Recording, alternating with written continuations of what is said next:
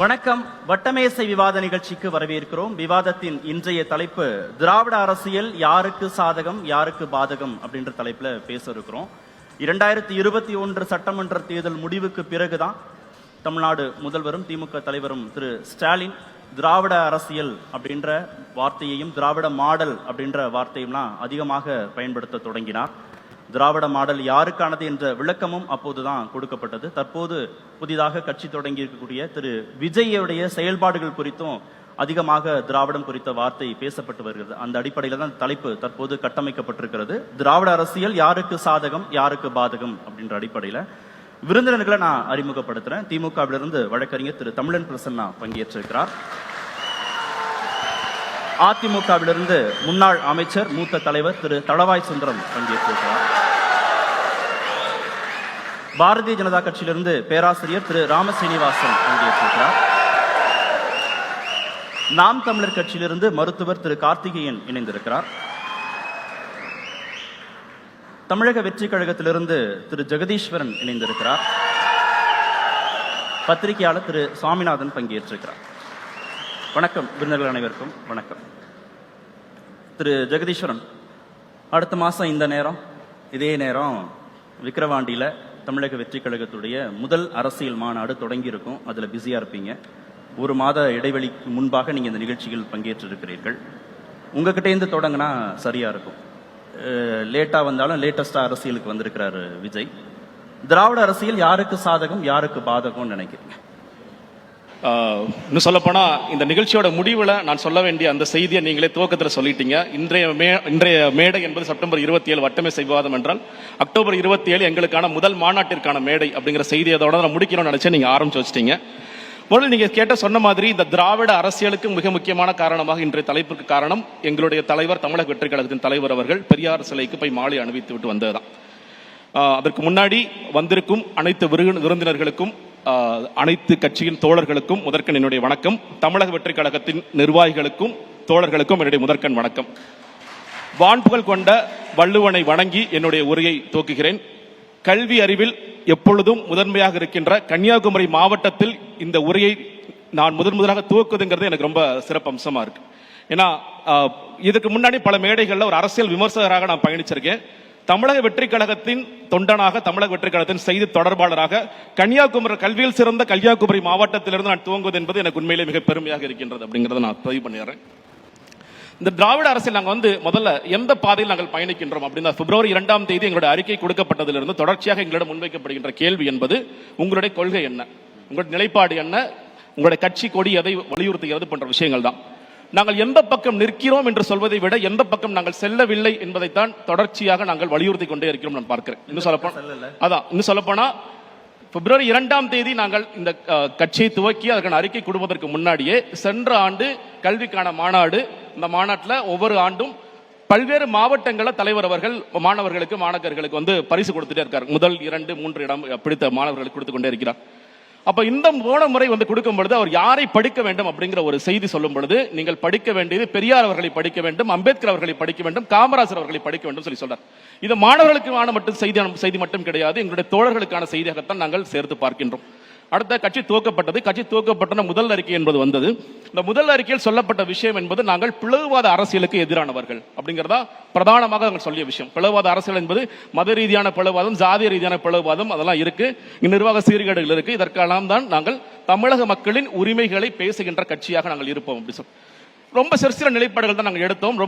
ரொம்ப தேவையான, ரொம்ப ஆழமான, முக்கியமான விஷயங்கள் மட்டும் நாங்கள் எடுத்தோம். முதலில் நாங்கள் சொல்ல விஷயம் சிஏஏ பக்கம் யார் பக்கம் நாங்கள் இருக்க வேண்டும் அப்படிங்கிற ஒரு நிலைப்பாட்டை பார்க்கும் பொழுது சிஏஏ என்பது வேண்டாம், நாங்கள் ஆன்டி சிஏஏ தான் அப்படிங்கிறத பதிவு செய்தோம்.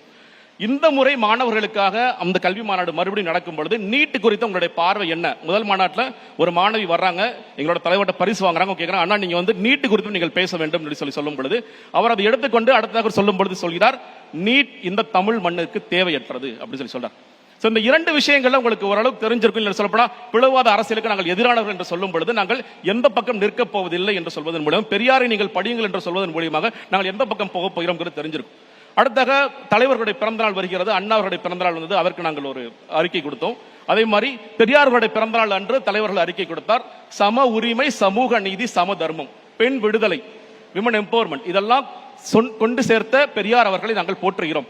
அவ சொல்றதோட நிக்காம அதை செயலும் காட்ட வேண்டும். ஏன்னா எல்லா தலைவர்களும் நீங்க பெரியாரை கடந்து நிச்சயமாக இங்க தமிழக அரசியல் என்பது இல்லை நான் நினைக்கிறேன். சொல்ல போனா ஒரு தமிழ்நாட்டு அரசியலுக்கு ஒரு நுழைவாயிலாக சமூக நீதியை நாங்கள் பார்க்கின்றோம். அந்த சமூக நீதி பாதைகள் தான் தமிழக வெற்றி கழகம் பயணிக்கும் என்பதை நாங்கள் தீர்க்கமா சொல்லிவிட்டோம்.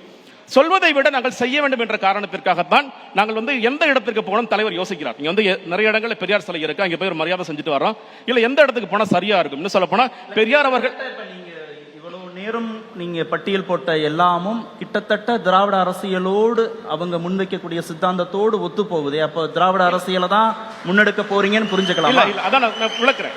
நீங்க இப்போ நீங்க திராவிட அரசியல், தமிழ் தேசிய அரசியல், நீங்க இல்ல கம்யூனிசம், இந்த மாதிரி நிறைய இசம்ஸ்லாம் இருக்கு. அது எந்த பக்கம் நான் முதல்ல தெளிவுபடுத்த விரும்பியது என்பது நாங்கள் இந்த பக்கம் செல்லவில்லை. சொல்ல போனா தீவிரமான நாங்கள் வலதுசாரி பக்கம் நிச்சயமாக செல்லவில்லை. அது புரிந்து கொள்ள முடியும்.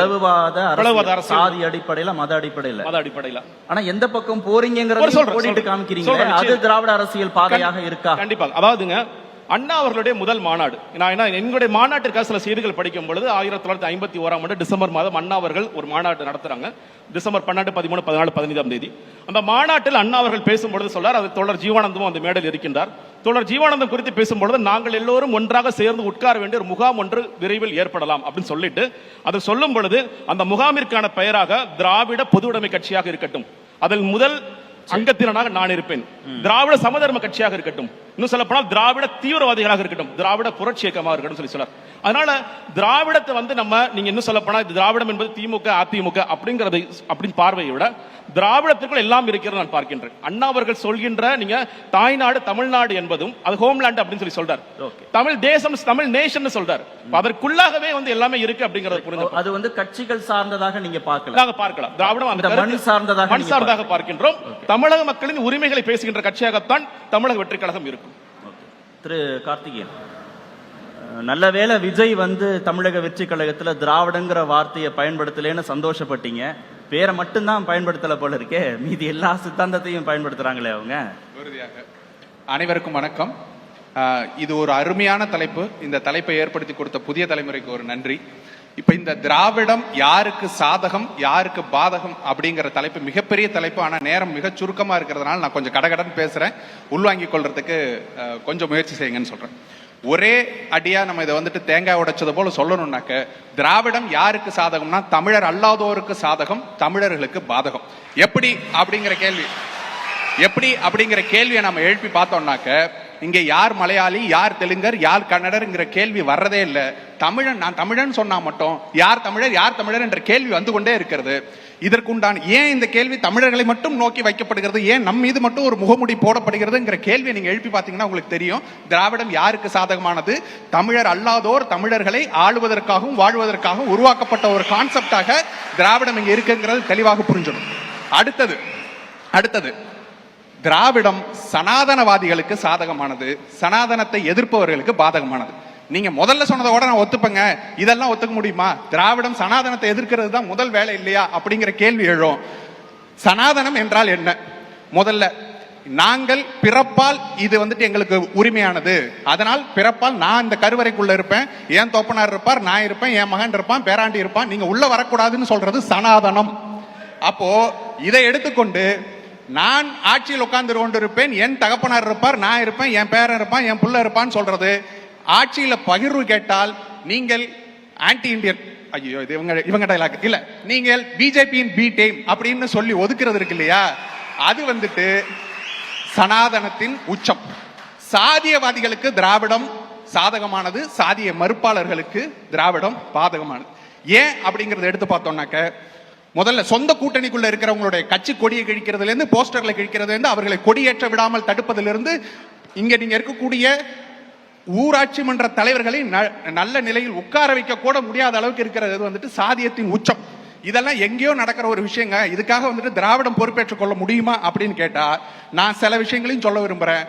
அமைச்சர்களாக உட்கார்ந்து இருக்கக்கூடியவர்கள் ரெட்டியார் சாதி சங்க மாநாட்டில் உட்கார்ந்து கொண்டு பேசுவதா இருக்கட்டும், என்னதையா நாமெல்லாம் தாழ்த்தப்பட்டவர்களா அப்படின்னு பேசுறதா இருக்கட்டும், நீ எஸ்சி தானே, நீ எஸ்சி தானம்மா அப்படின்னு கேட்கறதா இருக்கட்டும், பட்டியலினத்தவர்கள் இங்க நீதிபதிகளானது திராவிடம் போட்ட பிச்சைன்னு பேசுறதா இருக்கட்டும், நீங்க கவுடாவா அப்படின்னு கேட்கறதா இருக்கட்டும், இதையெல்லாம் திராவிடத்தின் உச்ச நிலையில் இருக்கக்கூடிய தலைவர்களே பேசும்போது சாதியவாதத்தின் உச்சமாக திராவிடம் இருக்கிறது அப்படிங்கறத தெளிவாக சொல்ல விரும்புறேன்.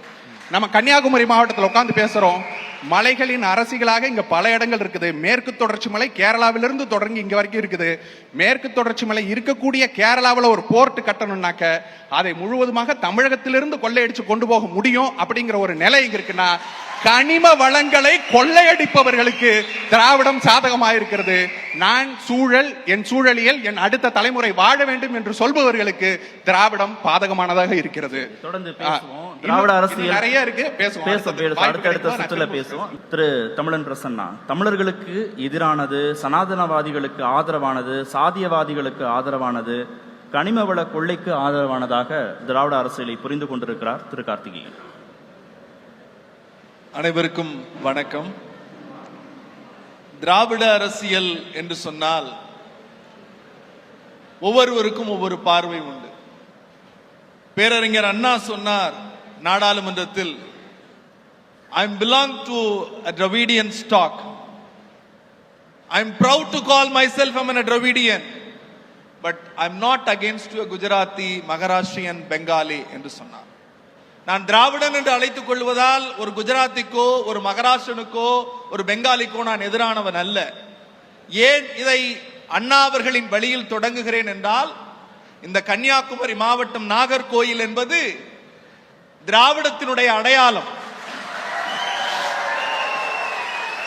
ஏன் சொல்லுகிறேன் என்றால், இங்கேதான் இதயங்கள் இணையட்டும், இதயங்கள் இணையட்டும், மனிதர்கள் ஒன்று சேரட்டும் என்று ஐயா வைகுண்டர் வகுத்து கொடுத்த ஐயா வழியில் தொடங்கி கன்னியாகுமரியினுடைய தந்தை என்று சொல்லுகிற எங்கள் மூத்தவர் ஐயா மார்ஷல் நேசமணி அவர்கள் இதே நாகர்கோயில் வழக்கறிஞர் அறையில் நுழைகிற போது இந்த தண்ணீரை நீ தொடக்கூடாது என்ற போது அந்த பானையை உடைத்து சமத்துவத்தை போதித்த இந்த நாகர்கோவிலில் இருந்து திராவிட முன்னேற்ற கழகத்தின் முதுபெரும் தலைவர்கள் ஐயா ஷா போன்றவர்கள் இங்கே இஸ்லாமியர்கள் கூடி கருப்பு சிவப்பை தூக்கி பிடித்து திராவிடம் வளர்த்தோம். இன்னும் சிலருக்கு புரிவது போல சொல்லுகிறேன், இன்னும் சிலருக்கு புரிவது போல சொல்லுகிறேன். என் பாசத்திற்குரிய மருத்துவர் கார்த்திகேயன் பெயரை சொன்னவுடன் இங்க இருக்கிற நாம் தமிழர் தம்பிமார்கள் கைதட்டி மகிழ்ந்தார்கள். பக்கத்தில் இருக்கிற பேராசிரியர், எனக்கு மிக நெருக்கமான பேராசிரியர், ஜெய் பகவதி அம்மன் என்று சொன்ன உடனேயே நம்முடைய பாஜகவின் நண்பர்கள் கைதட்டி மகிழ்ந்தீர்கள். அண்ணன் தலவாய் சுந்தரம் அவர்கள் பெயரை சொன்ன போது எடப்பாடியார் வாழ்க என்ற அதிமுகவின் நண்பர்கள் கைதட்டினீர்கள். ஜெகதீசனை சொல்ல போது விஜய் வாழ்க என்று குரல் கொடுத்தீர்கள். இப்படி அரசியல் இயக்கங்களுடைய தலைவர்களை எல்லோரையும் பெயரை சொன்ன போது, என் பெயரை சொன்ன போது இயக்கத்தவர்கள் கைதட்டினார்கள். ஆனால் கருத்து வேறுபட்டு இருக்கலாம், வேறு வேறு இயக்கத்திலிருந்து வந்திருக்கலாம். ஒரே அறையில் உங்கள் எல்லோரையும் ஒரே இடத்தில் நாற்காலி போட்டு சாதி கேட்காமல் மதம் கேட்காமல் உட்கார வைத்திருக்கிறது. அதுதான் திராவிட அரசியல், அதுதான் திராவிட அரசியல், வேறொன்றுமில்லை. இங்கே புரியாதவர்களுக்கு தூங்குபவர்களை எழுப்பலாமே தவிர தூங்குவதை போல நடிப்பவர்களை எழுப்ப முடியாது. அவர் சொன்னார் சனாதனத்தினுடைய ஆதரவு திராவிடம் என்று சொன்னார். புரியாமல் பேசுகிறவர்களுக்கு நாம் என்ன சொல்லுவது? சனாதனத்தினுடைய எதிர்ப்பு தான் திராவிடம். எப்படி சொல்லுகிறோம் தெரியுமா? என் மரியாதைக்குரிய அண்ணன் பேராசிரியர் நீண்ட நெடுகாலமாக விவாதத்திலே பங்கேற்கிறோம். ஆனால் இன்றைக்குத்தான் அவர் ஜெய் பகவதி அம்மன் என்று சொன்னார். அந்த ஜெய் பகவதி அம்மனுக்கும் ஒரு திராவிட வரலாறு இருக்கிறது. 1932 ஆகஸ்ட் மாதம் 22ஆம் நாள் இந்த தேசத்தினுடைய தந்தை என்று சொல்லப்படுகிற மகாத்மா காந்தி அந்த கோவிலுக்குள் உள்ளே போய் மண்டைக்காடு பகவதி அம்மா வாழ்க என்று சொல்ல எத்தனித்தார். காந்தி திருப்ப அனுப்பப்பட்டார் கோவிலின் உள்ளே நுழைவதற்கு. ஆனால் காந்தியின் பேரன்கள் பேத்திகள் எந்த சாதி எந்த இனமாக இருந்தாலும் கோவிலுக்குள் உள்ளே வா என்று சொல்லுவது திராவிட அரசியல். இந்த திராவிட அரசியலை இவர்கள் ஒரு இனத்தின் பெயரால், அவர் சொன்னார், நம்முடைய நண்பர் நாம் தமிழர் நண்பர் சொன்னாரு, தமிழர்களுக்கு எதிரானது, தமிழர்களுக்கு எதிரானது.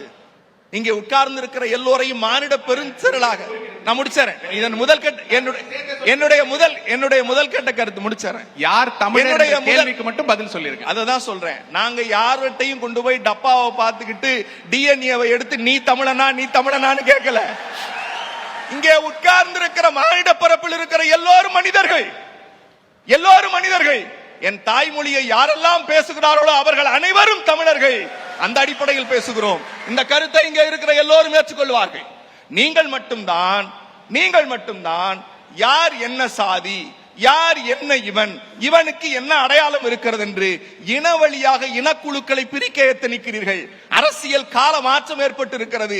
திராவிடம் என்று சொன்னால் எல்லோருக்கும் எல்லாம், எல்லோருக்கும் சம வாய்ப்பு என்கிற அடையாளத்தை திராவிட மாடல் முதலமைச்சர் முத்துவேல் கருணாநிதி ஸ்டாலின் கொடுத்ததற்கு பிறகு இன்றைக்கு எல்லோரும் பேசுகிறார். எல்லோரும் பேசுகிறார். எங்கள் தலைவர் முத்தமிழறிஞர் டாக்டர் கலைஞரிடத்திலே கேட்டார்கள், நீங்கள் தமிழைத்தான் தூக்கி பிடித்தீர்கள், தமிழால் தான் வாழுகிறீர்கள், ஆனால் திராவிடம் என்று சொல்லுகிறீர்களே அதனுடைய அடையாளம் என்ன என்று கேட்டபோது முத்தமிழறிஞர் டாக்டர் கலைஞர் சொன்னார், நான் இனத்தால் திராவிடன், மொழியால் தமிழன், நாட்டால் இந்தியன், இதுதான் எங்கள் முழக்கம், எங்கள் கொள்கை என்று கலைஞர் வடிவமைத்தார். இந்த திராவிட அரசியல் என்பது திமுக மட்டும் ஓன் பண்ணுதா? ஏன்னா திராவிடம்ங்கிறது சித்தாந்தம் இல்ல, கட்சிகளுக்கு சொந்தமானது அல்லன்னு திரு ஜெகதீஸ்வரன் சொல்றாங்க. திராவிட இயக்கங்கள் என்று பெயர் வைத்து இது நாள் வரையில் திராவிடத்தோடு இணைந்து செயல்பட்டு கொண்டிருக்கிற எல்லா இயக்கத்திற்கும் இந்த பெருமை சாரும். அது நான் குறிப்பா அண்ணே ஜெகதீசன் சொன்ன மாதிரி ஒரு அரசியல் இயக்கத்திற்கோ கொள்கைக்கோ எல்லாம் இல்ல.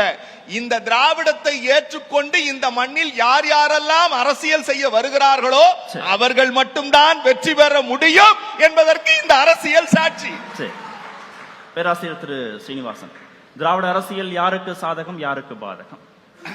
அனைவருக்கும் வணக்கம்.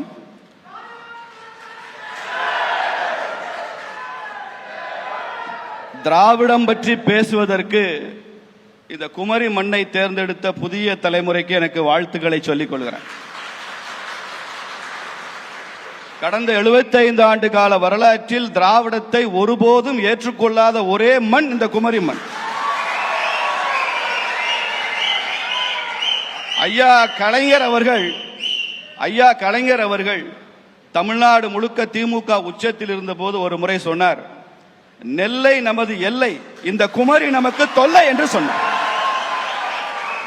இந்த கன்னியாகுமரியை ஒரு தொல்லையாக பார்த்ததுதான் திராவிட இயக்கம் என்பதை தம்பி பிரசன்னா அவர்களுக்கு நான் சொல்லிக்கொள்ள விரும்புகிறேன்.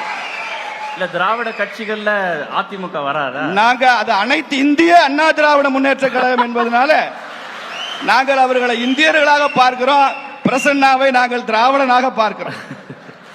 இந்த திராவிட சித்தாந்தம் ஒரு அடையாள சிக்கலை உருவாக்கி இருக்குங்க. முதல்ல நான் தம்பி கார்த்திகேயனை பாராட்டுவேன். அவர் தமிழர் என்பதில் தெளிவாக இருக்கிறார். நானுமே கூட தமிழர் தான், அதுல தெளிவாக இருக்கிறோம். இந்தியாவில் 2 அடையாளங்கள் தான் உண்டு. தான் சார்ந்த மொழி அடையாளம் தமிழர் என்பது, இந்த தேசிய அடையாளம் நான் இந்தியன் என்பது. இந்த 2 அடையாளங்கள். 2மே இல்லாம புதுசா திராவிடம்னு சொல்லி சொல்றீங்களே, அந்த அடையாளத்தை நீங்க எங்க சொல்லுவீங்க? நீங்க பொண்ணு பார்க்க போறப்ப நான் திராவிடம்னு சொல்லி பொண்ணு கேட்பீங்களா? இல்ல டெல்லியில போய் உட்கார்ந்துகிட்டு நான் தமிழன்னு சொல்லாம நான் திராவிடன்னு சொல்லுவீங்களா? தம்பி தமிழன் பிரசன்னா புது டெல்லிக்கு போனா அங்க தமிழ்நாடு ஹவுஸ்ல தங்குவாரா, திராவிட ஹவுஸ் எங்க இருக்குன்னு தேடுவாரா? எங்க இருக்கு திராவிட நாடு? நீங்க எவ்வளவு பெரிய அடையாள சிக்கல். தமிழ் தாய் வாழ்த்து பாடுகிறோங்க, தெக்கணமும் அதில் சிறந்த திராவிடனல் திருநாடும்னு பாடுறோம். நாம் பாடுகிற தமிழ்தாய் வாழ்த்தில் ஐயா கலைஞர் அவர்கள் அறிமுகப்படுத்திய இந்த தமிழ்தாய் வாழ்த்தில் ஒரு இடத்துல கூட தமிழ்நாடு என்கிற வார்த்தையா இல்லாமல் ஒரு தமிழ்தாய் வாழ்த்தை திமுக பாடிக்கொண்டிருக்க. எங்கேயுமே தமிழ்நாடுன்ற வார்த்தை இல்ல. செயற்கையாக திராவிட நாடு. எங்க இருக்கு திராவிட நாடு? எங்க இருக்கு திராவிடம்? அதை பற்றி பேசியவர்கள் எல்லாம் ஒழிஞ்சிட்டாங்க. சமீபத்தில் தமிழகத்தில் சமீப காலத்தில் ஆரம்பிக்கப்பட்ட கட்சிகள், ஐயா டிடிவி தினகரன் ஆரம்பிச்சார், அம்மா முன்னேற்ற கழகம், திராவிட மிஸ்ஸிங். கமலஹாசன் கட்சி ஆரம்பிச்சார், மக்கள் நீதி மையம், திராவிடத்தை காணோம். நாம் தமிழர் கட்சி, திராவிடத்தை காணோம், திராவிடத்துக்கு எதிரான கட்சி. இப்ப தம்பி விஜய் கட்சி ஆரம்பிச்சுக்கிறார், தமிழர் வெற்றி கழகம், திராவிடத்தை காணோம். திராவிடம்னு பேர் வைத்துக் கொள்றது கூட இன்னைக்கு புதிதாக ஆரம்பிக்கிற கட்சிகள் தயாராக இல்லாத போது, ஆனா விஜய் இந்த சித்தாந்தத்தை உள்வாங்கின மாதிரி தெரியுது. விஜயினுடைய சித்தாந்தத்தை, திராவிட சித்தாந்தத்தை விஜய் வாங்கி கட்சி ஆரம்பிச்சாருன்னா மக்கள் ஒரிஜினலுக்கே போயிடலாம், இமிடேஷன் வேண்டாம்னு நினைச்சிருவாங்க. நீங்க எந்த அளவு திராவிடத்தை விஜய் பேசுகிறாரோ அந்த அளவுக்கு அவருக்கு தோல்வி உறுதி என்பதை இந்த கன்னியாகுமரி மண்ணிலிருந்து நான் சொல்லிக்கொள்றேன். ஆனா தமிழ்நாட்டில், கன்னியாகுமரி மண்ணிலிருந்து சொல்றேன், தமிழ்நாட்டில் திராவிட சித்தாந்தத்தை வச்சுதான் அரசியல் செய்ய முடியுங்கிற யதார்த்தத்தை விஜய் கூட புரிந்து கொண்டிருக்கிறார் அப்படின்னு. அப்போ அவர் கட்சியில திராவிட வெற்றி கழகம்ல பேர் வச்சிருக்கணும். ஏன் தமிழர் வெற்றி கழகம்னு பேர் வச்சிருக்காங்க? திராவிட வெற்றி கழகம்னு பேர் வச்சிருக்க வேண்டியது. திராவிட, நான் கேட்கறது திராவிடம்ன்றது ஒரு ரியாலிட்டியா? நான் ஒரு மனு பூர்த்தி பண்றேங்க. உன் தாய்மொழி எதுன்னு கேட்கறாங்க, அப்ளிகேஷன்ல தமிழ்ல எழுதுறேன். உன் நேஷனாலிட்டி என்னன்னு கேட்கறாங்க, இந்தியன் எழுதுறேன். உன் மதம் என்னன்னு கேட்கறாங்க, நான் ஹிந்து என்று பெருமையுடன் எழுதுகிறேன். இதெல்லாம் எனது அடையாளம். உன் ஊர் எதுன்றான், உங்க அப்பன் பேர் எதுன்றான், எல்லாம் நான் சொல்றேன். திராவிடன்றதை எங்க போய் சொல்லுவீங்கன்னு கேட்கிறேன் நான். எல்லோரும் சமமாக உட்கார்ந்து இந்த கன்னியாகுமரி மண்ணை பற்றி பேசுவதற்கு திமுக அருகதையே இல்லாத ஒரே கட்சி திமுக. நான் முடிச்சிடறேன், ஒரே நிமிஷம் முடிச்சிடறேன். ஏன் சொல்றேன்னா, கன்னியாகுமரி மாவட்டம் ஒட்டுமொத்த கன்னியாகுமரியும் திருவிதாங்கூர் சமஸ்தானத்தில் இருந்த போது, இந்த முழு கன்னியாகுமரியும் அது தமிழ்நாட்டோடு இணைய வேண்டும் என்று சொன்ன போது அதற்கு துரும்பை கூட கிள்ளி போடாத ஒரே கட்சி திமுக தான்.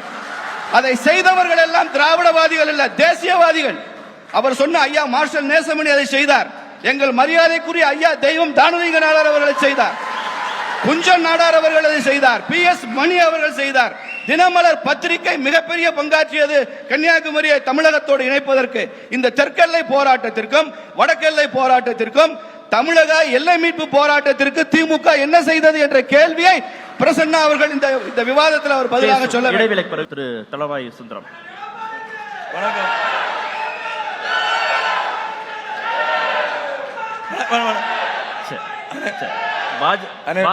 பாஜக கூட்டணியை விட்டு போனாலும் அதிமுகவை குழப்பத்திலே வச்சிருக்கிறதுன்னு முடிவு பண்ணிருக்காங்க போல இருக்கு. முதல்ல திராவிட கட்சி இல்லைன்னாரு, அப்புறம் தேசிய கட்சின்றாரு. ஏதாவது ஒரு முடிவு வர முடியுதா உங்களால?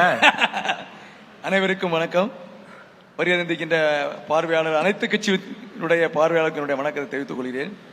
எங்கள் இயக்கத்தின் பேர் உங்களுக்கு நன்றாக தெரியும், அனைத்து இந்திய அண்ணா திராவிட முன்னேற்ற கழகம். நான் சொல்லல சார், கூட்டணியில இருந்தவங்க. நான் சொல்லுவேன், அவர் சொல்ல விடுங்க, நான் சொல்லுவேன். நான் விட்டு கொடுக்கல சார் உங்க. அனைத்து இந்திய அண்ணா திராவிட முன்னேற்ற கழகம் என்ற பெயரை ஊதிட்டார் பாருங்க. பெயரை சூட்டியது புரட்சி தலைவர் அவர்கள். பேரறிஞர் அண்ணா அவர்கள் நல்ல கருத்துக்களை சொன்னார்கள். ஒன்றே குலம் ஒருவனே தெய்வம். அதுக்கு அடுத்த இன்னொன்று சொன்னாரு, நான் தேங்காயும் உடைக்க மாட்டேன், பிள்ளையாரையும் உடைக்க மாட்டேன் அப்படின்னாரு. எவ்வளவு அருமையான கருத்து, அறிவாளி. பேரறிஞர் அண்ணா அவர்கள் சொன்ன கருத்து, எம்ஜிஆர் என்னுடைய இதயக்கனி. அந்த கட்சியினுடைய பெயர் நமது பேராசிரியர் சொன்ன போது கார்த்திகேயன் சொல்லுவாரு, நீங்க அங்கே இங்கேன்னு கேட்டாரு. நாங்க அனைத்து இந்திய அண்ணா திராவிட முன்னேற்ற கழகம், எம்ஜிஆரால் தோற்றி வைக்கப்பட்ட கழகம், என்றும் திராவிட முன்னேற்ற கழகத்தை எதிர்க்கக்கூடிய இயக்கம். உங்களுக்கு எந்த டவுட் வேண்டாம், தெளிவுபடுத்திட்டீங்க. நல்லது. ஒண்ணு. இன்னொன்னு, பேரறிஞர் அண்ணா சொல்லும்போது சொன்னார்கள், கழகமே என் குடும்பம் என்று சொன்னார்கள். இப்பொழுது அப்படியே முதலமைச்சர் திராவிட மாடல் சொல்லச்சுமே நம்ம பிரசன்னா அவர்கள் சொன்னார்கள், எல்லோருக்கும் எல்லாம். ஐயா பிரசன்னா, எல்லோருக்கும் என்னன்னா, இந்த துணை முதலமைச்சர்லாம் ஒரு குடும்பத்தை தவிர வேற யாருக்காக கொடுப்பேடா? 100% அங்க திராவிடம் இல்லை, சமத்துவம் சமூக நீதி இல்லை. 69% ரிசர்வேஷனை கொண்டு வந்தது மாண்புமிகு புரட்சி தலைவி அம்மா அவர்கள். 7.5% இடஒதுக்கீடை தந்தது எடப்பாடியார் அவர்கள். 50% இடஒதுக்கீடை கொண்டு வந்தது புரட்சி தலைவர் அவர்கள். ஆக எங்கள்கிட்ட இருக்கு, எங்கள்கிட்ட சமூக நீதி இருக்கு, சமத்துவம் இருக்கு, ஒன்றே குலம் ஒருவனை தெய்வம். போட்டிக்கு அவங்க வர்ற மாதிரி தெரியுது. யாரு அவங்க? போட்டிக்கு வரல, அவங்க நல்ல மனுஷங்க. அவரு தானே சொன்னாரு, திராவிட சித்தாந்தம் எந்த கட்சிக்கும் பொதுவானது இல்ல, வர்ற மாதிரி தெரியும். அதான் திருப்பி சொன்னேன். அண்ணா பேரறிஞர் அண்ணா சொன்ன திருப்பி உங்கள்கிட்ட சொன்னேன், ஒன்றே குலம் ஒருவனே தெய்வம். திராவிட சித்தாந்தம் இருக்கா இல்லையா அவர்தான் கேட்க. அண்ணாவை பிடிச்சுக்கிட்டாங்க அவங்க, பெரியார பிடிச்சுக்கிட்டாங்க அவங்க. இப்ப நீங்க உங்களுடைய கேள்வியை சிம்பிள். நீங்க இருக்கக்கூடிய அனைத்து கட்சிகளிலும் இங்க இருக்கக்கூடிய நமது பேராசிரியர் எம்ஜிஆர் ஆரம்பித்த கட்சியிலே தான் அனைத்து சமத்துவமும் சமூக நீதியும் இருக்கிறது என்பதை எங்களால் இதுவரையில் பேச்சை நிரூபித்து காமிச்சிருந்தேன். தமிழ் இப்ப அவர் சொன்னாரு நாம் தமிழர் கட்சி கனிமங்கள் கடத்தப்படுகின்றன. எனக்கு தெரிஞ்சு உண்மையிலே கன்னியாகுமரி மாவட்டத்தில் 700, 800, 900 லாரி போன வரலாறே கிடையாது. இப்பதான் இந்த ஆட்சியில இது போகுது. அது சொன்னதை ஒத்துக்கொள்ள வேண்டிய விஷயம். ஆக நான் ஏன் இதை நம்ம தம்பி பிரசனாயத்துலன்னா வித்தியாசமான கூட்டணியா இருக்கு இது. வித்தியாசமான கூட்டணி இல்ல, வித்தியாசமான கூட்டணி இல்ல. ஏன் தம்பி பிரசனாயத்துலன்னா முதலமைச்சர் எலெக்ஷனுக்குள்ள சேர்ந்துரும் அந்த கூட்டணி. எலெக்ஷன் வந்து நீங்க திமுக விஜய் கூட்டணியா? இல்ல இல்ல அப்படி அவங்க கிடையாது. ரெண்டு பேரும் திராவிட சித்தாந்தம் பேசுறாங்க. நீங்க கூட்டணி பிரசன்னாவும் அவரும் கூட்டணியா? அவங்க அறிவிச்சிட்டாங்க கூட்டணி இல்லன்னு. நீங்க தானே பேசிட்டே இருக்கிறீங்களே. அவங்களும் கூட்டணி இல்லன்னு சொல்லிட்டு நீங்க இருக்கோம். பேசுறத வச்சு சொல்றோம் நாங்க. நாங்க தனிச்சு போட்டிடுறோம்னு 60 வேட்பாளர்கள் முதற்கொண்டு அறிவிச்சு நாங்க போயிட்டு இருக்கோம். எங்களுக்கு கூட்டணி இப்ப இந்த விவாதம் வந்து கூட்டணிக்கு அடிப்படையா நம்ம கார்த்தியன் வந்து ஏற்பாடு பண்ணி தராரு. ஓகே ஆக திராவிடம் என்பது ஆண்டவர்கள் பெரியோர்கள் எல்லாரும் ஒன்றாக இருந்து கூடி அவர்கள் பேசக்கூடிய இடத்துக்கு பெயர் தான் திராவிடம். அதிலே திராவிடத்தினுடைய அண்ணா அவர்கள் கூறியது போல் அனைத்திந்திய அண்ணா திராவிட முன்னேற்ற கழகத்தினுடைய புரட்சித் தலைவருடைய ஆட்சியிலே நடந்த சாதனைகள், அம்மாவுடைய நடந்த காலத்தினுடைய சாதனைகள், எடப்பாடியாருடைய கடந்த சாதனைகள், ஒருபொழுதும் எடப்பாடியாரோ அம்மாவோ என்ன வித்தியாசம்? என்ன வித்தியாசம் எம்ஜிஆர் காலத்து திராவிடத்திற்கும் ஜெயலலிதா காலத்து திராவிடத்திற்கும் எடப்பாடி பழனிசாமி காலத்து திராவிடத்திற்கு என்ன வித்தியாசம்? அங்க 50% இருந்தத ரிசர்வேஷன் எம்ஜிஆர் காலத்தில் இருந்தது. அம்மா அவர்கள் 69% ஆக்கின பெருமை அம்மாவுக்கு உண்டு. 7.5% ஆக்கின பெருமை எடப்பாடியாருக்கு உண்டு. நாங்க வந்து திராவிட மாடல் ஆட்சின்னு சொல்லவே இல்லை. ஒருபொழுது நாங்க திராவிட மாடல் ஆட்சி சொல்லல. இது புதுசா நீங்க ஒரு செட்டப்பை கொண்டாடுறீங்க. இது திராவிட மாடல் ஆட்சி. தம்பி பிரசன்னா சொன்னாரு, நான் திருப்பி அதே தான் கேட்டுட்டு இருக்கேன். அது கூட ஒரு சின்ன கிளாரிபிகேஷன். வழக்கமா காங்கிரஸ்காரங்க நாங்க காமராஜர் ஆட்சி அமைப்போம் சொல்லுவாங்க. பிஜேபி வெற்றி பெற்றால் நாங்கள் வாஜ்பாய் ஆட்சி அமைப்போம், மோடி ஆட்சி அமைப்போம் சொல்லுவோம். திமுகவுக்கு தைரியம் இருந்தால் நாங்கள் கலைஞர் ஆட்சி அமைப்போம் சொல்லி பாருங்களேன். நீங்க அப்படி சொல்ல முடியாத காரணத்தினாலதான் திராவிட மாடல் ஆட்சின்னு சொல்றீங்க. கேட்க வந்த கேள்வி அவரே கேட்டு முடிச்சிட்டாரு. கூட்டணி உறுதிதான். கூட்டணி உறுதி மாதிரி தெரியுது. நல்ல கூட்டணி, நல்ல அஸ்தரம் போடுறார் கார்த்திகேயன். அதான் பரவாயில்ல. அடுத்த நம்ம வெற்றி ஒரே ஒரு சின்ன கிளாரிபிகேஷன். இந்த நீட்டை பத்தி பேசினாரு. எல்லாருமே தமிழ்நாட்டில் இருக்கக்கூடிய அத்தனை கட்சிகளும் ப்ரொஃபசர் கொஞ்சம் மன்னிச்சுக்கிடுங்க, இது ஒரு கிளாரிபிகேஷன் மட்டும். நீட்டை எல்லாருமே எதுக்கும். பட் நீட் வந்து எப்படி வந்து அந்த கேஸை நடத்துறேன். நீட் வந்து ஃபர்ஸ்டா ஒரு கவர்மெண்ட், அது காங்கிரஸ் திமுக கவர்மெண்ட் நோட்டிபிகேஷன் போட்டுதாங்க. 3 ஜட்ஜில் 2 பேர் நீட்டு வேணுங்காங்க, ஒருத்தர் வேண்டாங்க. அதுக்கு மேல ரிவ்யூ போறாங்க. ரிவ்யூ பெட்டிஷன்ல ஃபுல் பெஞ்சில் கிளியர் பண்ணுதாங்க. ஓபன் ஒரு வருஷம் முடிச்சேன். ஓபன் கோர்ட்ல ஜட்ஜ் என்ன சொல்றாரு, Anil Dave you bring the GO, bring the audience before this court. அதனாலதான் நீட் வருது, அந்த நீட்ல ஆக்ட் வருது. இதை எப்படி உடைக்கணும்? கோர்ட்ல போய் நீங்க பேசணும், இல்லன்னா பார்லிமெண்ட் வச்சு பார்க்கணும். நீங்க என்ன பண்ணுவீங்க? லட்சத்துல நாங்க எடுத்த உடனே ஒரே கையெழுத்தில் நீட்டை நாங்கள் முடித்து விடுவோம். எங்க 5 வருஷம் ஆக போகுது. ஒரு வருஷம் 5 வருஷம் ஆச்சு, இன்னும் முடிக்கல. இப்பவும் நீங்க என்ன சொல்லுவீங்க? ஒரு நிமிஷம் முடிச்சேன், ஒரே ஒரு நிமிஷம். ராகுல் காந்தி நீட்டு சப்ஜெக்ட் வந்த உடனே ஐயோ நாங்க கொண்டு வந்தாரு, அவரு அப்படியே காம் ஆயிட்டாரு, நீட்டுக்குள்ள போகவே இல்லை. நாங்க நீட்டை எதிர்த்தோம், இன்று வரை எதிர்த்துட்டு இருக்கோம். ஆனா அது என்ன கிளாரிபிகேஷன், எப்படி அதை முடிக்கணும் அது தெரியாது. இத 5 வருஷத்துல பிரசன்னா தம்பி கொண்டு போயிட்டே இருப்பாரு. எலெக்ஷன் வந்தோம், அடுத்த எலெக்ஷனுக்கும் நீட்டை நாங்கள் ரத்து செய்வோம். இதான் அவங்களுடைய கோரிக்கை. திரு சுவாமிநாதன், திராவிடம்ன்ற வார்த்தை, திராவிட அரசியல்ன்ற வார்த்தை, திராவிட மாடல்ன்ற வார்த்தை 2021 சட்டமன்ற தேர்தலுக்கு பிறகு ரொம்ப அதிகமாக பயன்படுத்தப்படுது. விஜயோடைய வரவுக்கு பிறகு அது இன்னும் கொஞ்சம் கூர்மைப்பட்டிருக்குன்னே சொல்லலாம். இந்த தன்மை எப்படி புரிந்து கொள்ளப்படுறதா நீங்க நினைக்கிறீங்க தமிழ்நாட்டில்? தமிழ்நாட்டை பொறுத்தவரை ஒவ்வொரு மண்ணுக்கும் ஒரு அரசியல் இருக்குல்ல, மண் சார்ந்த அரசியல். அது நம்ம தமிழ் மண்ணை பொறுத்த வரைக்கும் திராவிட அரசியல் பேசினாதான் தன்னை நிலைநிறுத்த முடியும். அதனாலதான் புதிதாக வரக்கூடிய நடிகர் விஜய் கூட அவர் வந்து திராவிட அரசியலை முன்னெடுக்கிறாரு. ரொம்ப குறிப்பா இங்க பேராசிரியர் பேசுகிற பொழுது ஒரு விஷயம் குறிப்பிட்டாங்க. இந்த குமரி மாவட்டம் தாய் தமிழகத்தோடு இணையக்கூடிய போராட்டத்தில் திமுகவினுடைய பங்களிப்பே இல்லைன்னாங்க. நான் ஏன் மண் சார்ந்த அரசியல் வேணுங்கிறேன். இந்த மண் சார்ந்த அரசியல் தான் அந்த நேரத்தில் இங்க பாடுபட்டது. திமுக நான் பேசல, திராவிடம் பேசல. இதுக்காகவே திருவிதாங்கூர் தமிழ்நாடு காங்கிரஸ் ஒரு கட்சி உதயமாச்சு. 1945 உதயமாகி 1956 குமரி மாவட்டம் தாய் தமிழகத்தோடு இணைந்து 1957 அந்த கட்சியை கலைச்சிட்டாங்க. அவங்களோட அஜெண்டா என்னன்னா குமரி மாவட்டத்தை தாய் தமிழகத்தோடு இணைக்கிறது. இன்னொன்னு சொன்னோம், திமுக அந்த கட்சி திருவிதாங்கூர் கட்சி ஆரம்பிக்கிறப்போ அதுல ஒரு திமுக கூட சேரலங்க, எல்லாரும் காங்கிரஸ்காரங்க, எல்லாரும் தேசியவாதிகளாக சேர்ந்து நடத்துற கட்சி. நீங்க ஒரு தவறான தகவல் சொல்லக்கூடாது, அன்றைய தவறான தகவல் சொல்லக்கூடாது. இல்ல, அன்றைய இல்ல சரி ஒரே ஒரு கிளாரிபிகேஷன். இல்ல நான் அண்ணே, நான் என்னோட அந்த 3 நிமிடத்தை முடிச்சிடறேன். என்னோட சுவாமி, ஒரே அண்ணா அண்ணா ஒரு டிஸ்ட்ரிக்ட்ல இருக்கக்கூடிய ஒரு கட்சி, அந்த கட்சி இருந்தாலும் இல்லாவிட்டாலும் அந்த கட்சியை பத்தி கிரிட்டிசைஸ் பண்ணக்கூடாது. இது என்னுடைய தாழ்மையான வேண்டுகோள். எனக்கு நான் தொடர்ச்சியா பேராசிரியர் சீனிவாசன் அண்ணன் எல்லை போராட்டம் இதுல திமுக இல்ல காங்கிரஸ் இல்ல அப்படின்னு அவர் முடிச்சிரட்டுமா? சாமிநாதன் முடிச்சிரட்டுமா? வரலாறு உங்ககிட்ட தான் வரப்போறேன். அவர் முடிச்சதுக்கு அப்புறம் உங்ககிட்ட தான் வர. அதே போன்று இல்ல, உங்களுக்கும் அவருக்குமான விவாதமா அப்புறம் மாறிடுமே, அதை அனுமதிக்கலாம். அதுக்கு குமரி மாவட்டம் தாய் தமிழகத்தோடு இணையறதுக்கு முன்னாடி 1956 தான் நாங்க இணைஞ்சோம். 1951 திமுகவினுடைய அலுவலகத்தை அறிவகத்தை திறந்தாங்க. அதை திறந்து வைத்தது குமரி மாவட்டம். அன்றைக்கு தாய் தமிழகத்தோடு இணையறதுக்கு முன்னாடி திருவிதாங்கூர் சமஸ்தானத்திலிருந்து VM ஜான் ஒருத்தர், அவர் பட்டியல் சமூகத்தை சேர்ந்தவர். ஏன் அதை சொல்றேன்னா, குமரி மாவட்டத்தினுடைய முதல் மாவட்ட செயலாளர் ஒரு பட்டியல் சமூகத்தை கொண்டு வந்தாங்க. இன்னைக்கு தமிழ்நாட்டில் இருக்கக்கூடிய 44 தொகுதிகள், தனி தொகுதிகள் இருக்கு தமிழ்நாட்டில். 2 பழங்குடி தொகுதிகள் இருக்கு. அப்படி 46 தொகுதிகளில் கன்னியாகுமரி மாவட்டத்தில் மட்டும்தான் தனி தொகுதியே கிடையாது. அப்படிப்பட்ட ஒரு ஊர்ல முதல் மாவட்ட செயலாளராக பட்டியல் சமூகத்தை போட்டாங்க. இது ஒன்று, என்னுடைய கோணம் ஒன்று. ரெண்டாவது, அதிமுகவோட முதல் மாவட்ட செயலர். இந்த மாவட்டத்தில் இஸ்லாமியர்களே பெரும்பான்மை கிடையாது. தவாய் சுந்தரம் சார் அவர்களுக்கு தெரியும், எங்கேயாவது கூடி போனா ஒரு பேரூராட்சியில தலைவராகலாம், அவ்வளவுதான் பண்ண முடியாது. திருவிதாங்கோடு மாதிரியான 1-2 பேரூராட்சிகள்ல. அப்படிப்பட்ட ஊர்ல அதிமுகவினுடைய முதல் மாவட்ட செயலர் ஒரு இஸ்லாமியரை கொண்டு வந்துச்சு அதிமுக. அப்ப இந்த மண் என்று சொல்வது திராவிட மண் அப்படின்னு சொல்றதை விட இன்றைக்கு எனக்கு திராவிடத்தின் மேல பல விமர்சனங்கள் இருக்கு. அவங்க சாதி வேறுபாடுகளை கடக்குது, மத வேறுபாடுகளை கடக்குது. எனக்கு இன்றைக்கு அவர்கள் சொல்லக்கூடிய அந்த கனிம வள கடத்தல், இது எல்லா விஷயத்திலும் எனக்கும் ஒரு உள்ளூரா மண்ணின் மைந்தனா எனக்கும் அந்த ஆதங்கங்கள் இருக்கு.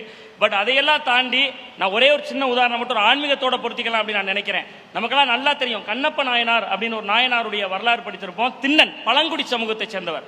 அவர் பாத்தீங்கன்னா ஒரு வேடுவர் சமூகத்தை சேர்ந்த அவரு மற்ற நாயன்மார்கள் 63 நாயன்மார்கள் மற்ற 62 நாயன்மார்களுக்கெல்லாம் சிவபெருமான் தரிசனம் கொடுக்க நீண்ட காலம் ஆச்சான்.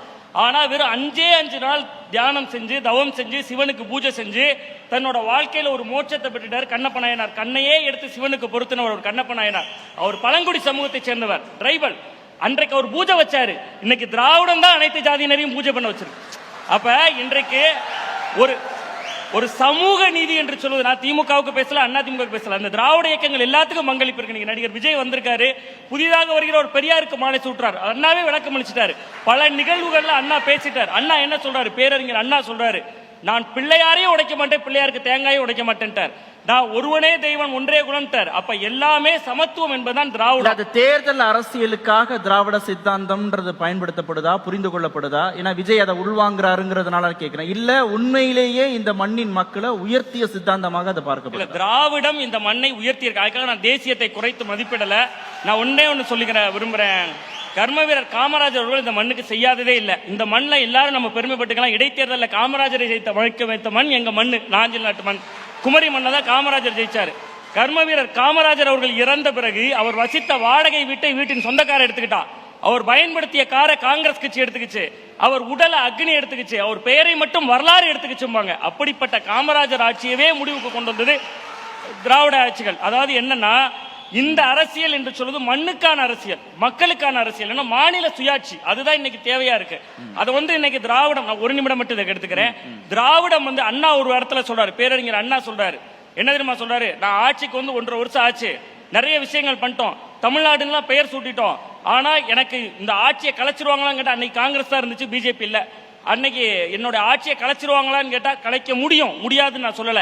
ஆனா அப்படி கலைக்கப்பட்டால் இந்த இடத்துல இன்னொருத்த உட்கார்ந்தா என்னெல்லாம் அண்ணா செய்தாரோ அதிலெல்லாம் கை வைத்தால், அப்படி கை வைக்கப்படுகிற பொழுது மக்கள் வெகுண்டல்வார்களே என்கிற அச்சம் வரும்ல, அந்த அச்சம் இருக்கும் வரை அண்ணா தான் இந்த மாநிலத்தின் முதல்வர். அண்ணா அந்த வகையில யார் ஆண்டாலும் அண்ணா தான் ஆள்றாரு. ரொம்ப சுருக்கமா ஒரு கேள்விக்கு நான் இடைவேளைக்கு போனோம். இந்த மண்ணுடைய மைந்தரை முன்னிறுத்துறோம் ஆட்சி அதிகாரத்தின் தலைமை பீடத்திற்கு, இந்த மண்ணுடைய மக்களை பேசுறோம், தமிழ் தேசியம்னு சொல்லக்கூடிய நாம் தமிழர் கட்சி தேர்தல் அரசியல வெற்றி பெற முடியல. ஆனா இந்த மண்ணின் மக்களுக்கு எதிரானதாக இருக்கக்கூடிய திராவிடத்தை பேசக்கூடிய சித்தாந்தத்தை பேசக்கூடிய கட்சிகள் ஆட்சி பொறுப்புக்கு வர்றாங்கன்னா, மக்கள்கிட்ட சரியான புரிதல் இருக்கா, கட்சிகள்கிட்ட குழப்ப நிலை இருக்கா, எப்படி இதை எடுத்துக்கிறது? அதாவது சீமான் அவர்கள் முன்னெடுக்கிறது ஒரு இயற்கை சூழல் சார்ந்து மண் மக்கள் வளம் அப்படிங்கிற ஒரு நல்ல கொள்கை அவர்கிட்ட இருக்கிறது, நமக்கு மாற்று கருத்து இல்லை. ஆனால் திராவிடம் அப்படின்னு சொல்றது ஒரு மாநில சுயாட்சியை பேசுது. அதில் இருக்கக்கூடிய ஒரு பொதுத்தன்மை இவங்க பேசக்கூடியதுல ஒரு ரொம்ப ஆக்ரோஷமா வெளிப்படுறதுனால, இன்னும் சொல்ல போனா இளைய தலைமுறை வாக்காளர்கள் இவங்க கிட்ட இருக்கிறாங்க. அந்த இளைய தலைமுறை வாக்காளர்கள் ஒரு 35, நான் ஒரு ரொம்ப சுருக்கமா அவங்க கிட்ட ஒரே ஒரு கேள்வி கேட்க விரும்புறேன், பின்னாடி அவங்க பதில் சொல்லட்டும். தேர்தலில் 60 வேட்பாளர்கள் இப்ப கூட அறிவிச்சுட்டேன்னாங்க. ஒவ்வொரு தேர்தலையும் இவர்கள் வேட்பாளர்கள் அறிவிக்கிறாங்க. ஒரு 10 ஆண்டுகள் கழித்து வேட்பாளர்களா நின்றவங்க என்ன ஆனாங்க?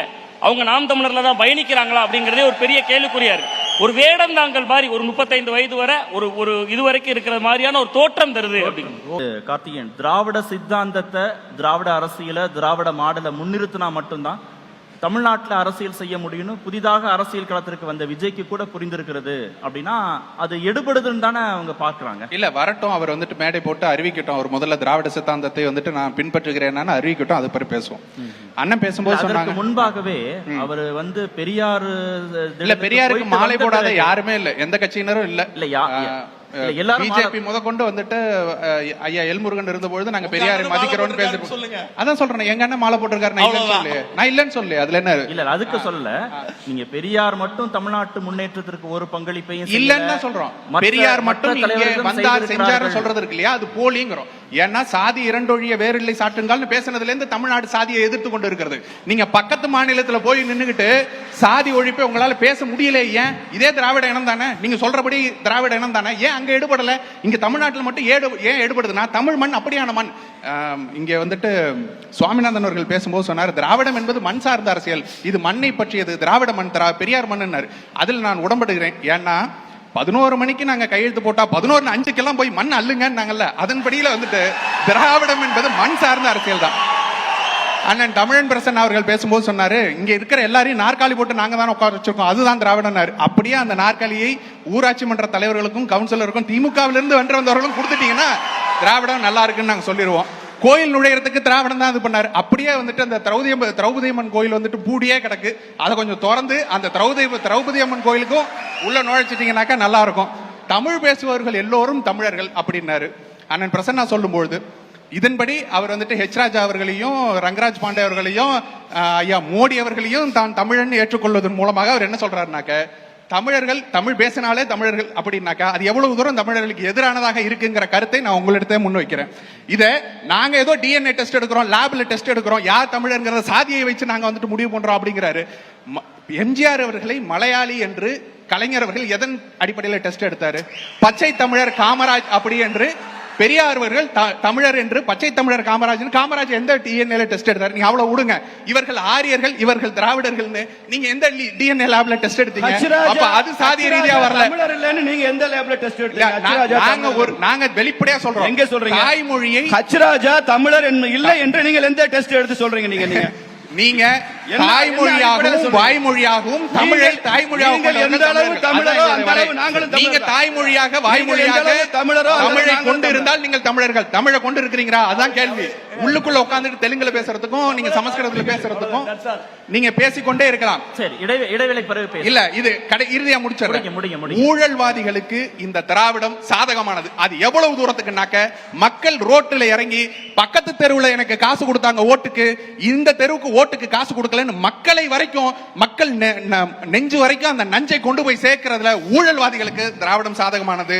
அடுத்து கடைசி இறுதி கருத்தாக, சாராய ஆலை முதலாளிகளுக்கு திராவிடம் சாதகமானது, குடிமக்களுக்கு திராவிடம் பாதகமானது. திரு தமிழன் பிரசன்னா, திராவிட சித்தாந்தம், திராவிட அரசியல், திராவிட மாடல் தான் இந்த மண்ணுக்கானது, அதுதான் தேர்தல் அரசியல்ல உங்களுக்கு சாதகத்தை ஏற்படுத்தி கொடுக்குது அப்படின்னா, வலதுசாரி அரசியலை பேசக்கூடிய, தேசியவாதம் பேசக்கூடிய பாஜக 18% அளவுக்கு இங்கே வாக்குகளை வாங்க முடியுது. தமிழ் தேசியம் பேசக்கூடிய நாம் தமிழர் கட்சியுடைய வாக்கு சதவீதம் கணிசமாக உயர்ந்து 8% 9% அளவுக்கு அவங்களால வாங்க முடியுதுன்னா, இப்ப திராவிட சித்தாந்தத்திற்கான மாற்றாக இதெல்லாம் மக்கள் பார்க்க தொடங்கிட்டாங்களா? நாடாளுமன்ற தேர்தல் வெளிப்படுத்திய புள்ளி விவரங்கள் இதெல்லாம் இல்ல.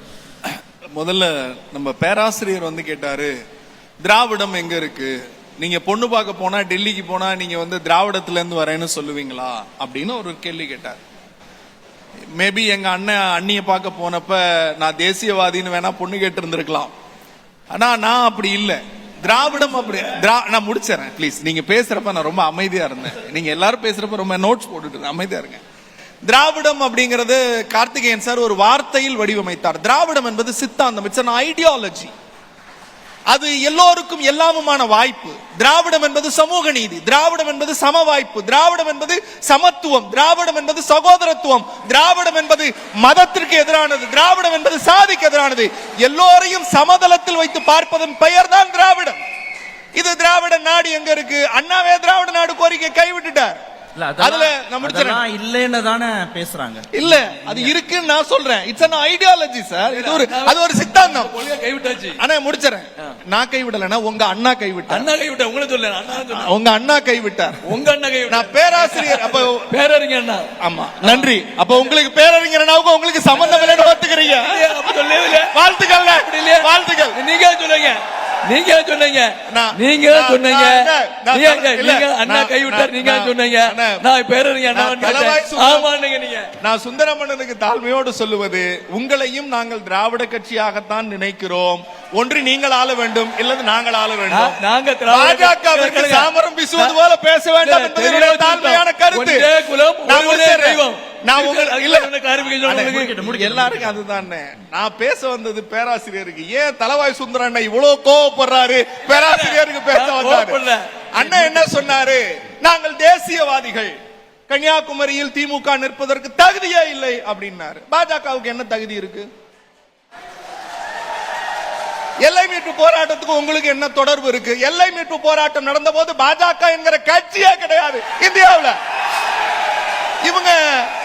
இவங்க யாரு சார்? நான் ரொம்ப பயந்து போயிட்டேன். ஒருவேளை நாளைக்கு ராகுல் காந்தியும் தேசியவாதி அவர் பாஜகன்னு சொல்லிடுவாங்களோன்னு பயமா இருக்கு. ஏன் தெரியுமா? மார்ஷல் நேசமணிய அவங்க பாஜகன்னு சொல்லிட்டாங்க. ஐயா தானுலிங்க நாடார பாஜகன்னு சொல்லிட்டாங்க. ஐயா PS மணிய பாஜகன்னு சொல்லிட்டாங்க. ஐயா காந்திராமன பாஜகன்னு சொல்லிட்டாங்க.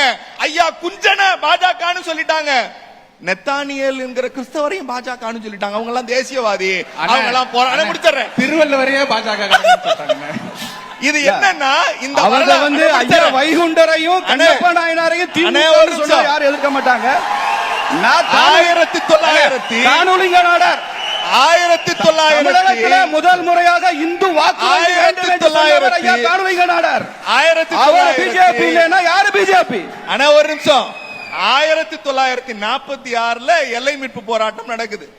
அந்த அப்போது எங்கள் இயக்கம் தொடங்கப்படவில்லை. 56 முடிச்சேன். 56 இல்லனே, 1946 தொடங்குதுன்னு. ஆகஸ்ட் மாசம் 3ஆம் தேதி. உங்க வரலாறு நீங்க சொல்லலாம், உங்க வரலாறு நீங்க சொல்லலாம், உங்களுக்கு தேவையான வாட்ஸ்அப்போ உளரலாம். ஆனா வரலாறு இப்படி. 1946 ஆகஸ்டில் தொடங்குகிறது. எங்கள் இயக்கம் 1947 தொடங்குது. 1953 திருவிதாங்கூர் தமிழ்நாடு காங்கிரஸ் கமிட்டியினுடைய தலைவராக இருந்த மார்ஷல் நேசமணியும் ஜீவாவும் விடுத்த அழைப்பின்பால் நாஞ்சில் திமுக திராவிட முன்னேற்ற கழகத்தின் அலுவலகம் தாக்கப்பட்டது. இந்த போராட்டத்தில் 11 தமிழர்கள் சுட்டுக் கொல்லப்பட்டார்கள். அதில் ஒருவன் கருப்பு சிவப்பு கொடியோடு செத்தவன். வரலாறு மாத்தி பேசாதீங்க, வரலாறு மாத்தி பேசாதீங்க. நாங்க சொல்றோம், அதை கடந்து இன்னும் செல்வாக்கோடு இருக்க திராவிட சித்தாந்தம் நிச்சயமா.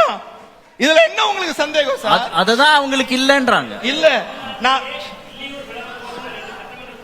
இங்க மட்டும்தான் திமுக அதிமுகவும் ஜெயிச்சதே இல்ல.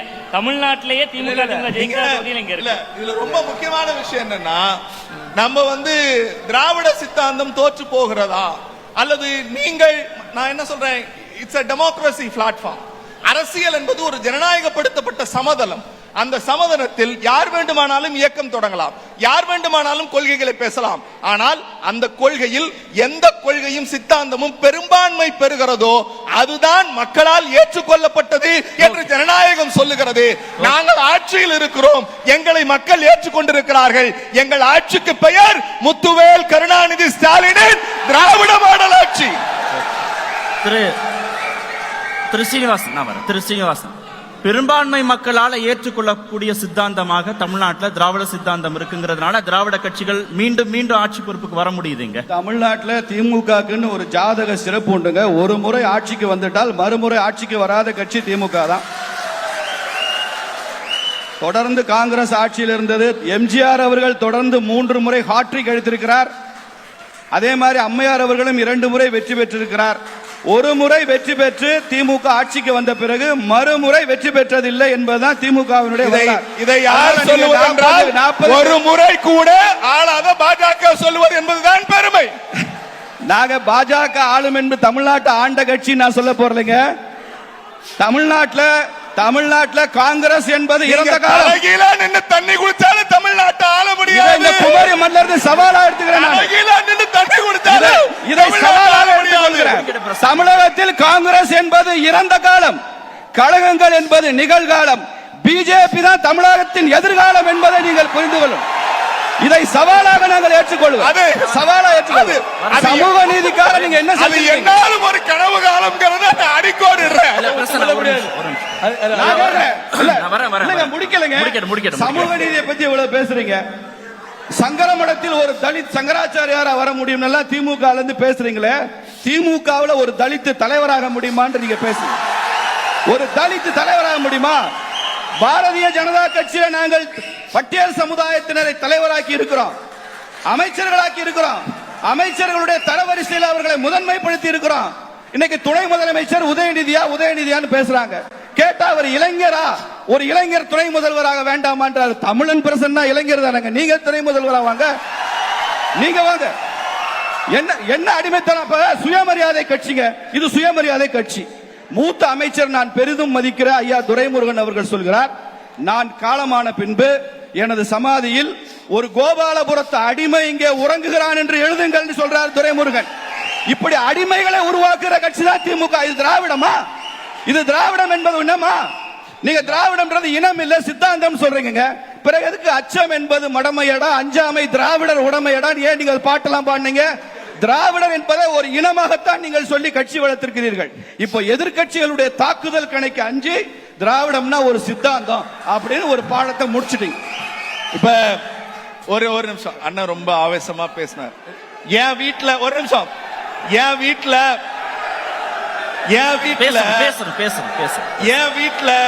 எங்க சமையல் கட்டு இருக்கணுங்கிறத நான் தான் முடிவு பண்ண முடியும். எங்க பெட்ரூம் இருக்கிறதுங்கிறத நான் தான் முடிவு பண்ண முடியும். எங்க டாய்லெட் இருக்கணுங்கிறத நான் தான் முடிவு பண்ணும். என் கட்சியில யாரு முதலமைச்சர் துணை முதலமைச்சருங்கிறத என் கட்சி உறுப்பினர்கள் தான் முடிவு செய்யணுமே தவிர பாஜக கிடையாது. பாஜக கிடையாது. அப்படின்னா மூத்தவர்களுக்கு மரியாதை கொடுக்கணும்னா அத்வானிக்கு வச்சீங்களே சீட்ல வெடிகுண்டு, அதை விட மோசமா ஐயா அத்வானிய வீட்டை விட்டு துரத்தி பதவியேற்பு விழாவுக்கு நீ வரக்கூடாதுன்னு சொன்ன கட்சி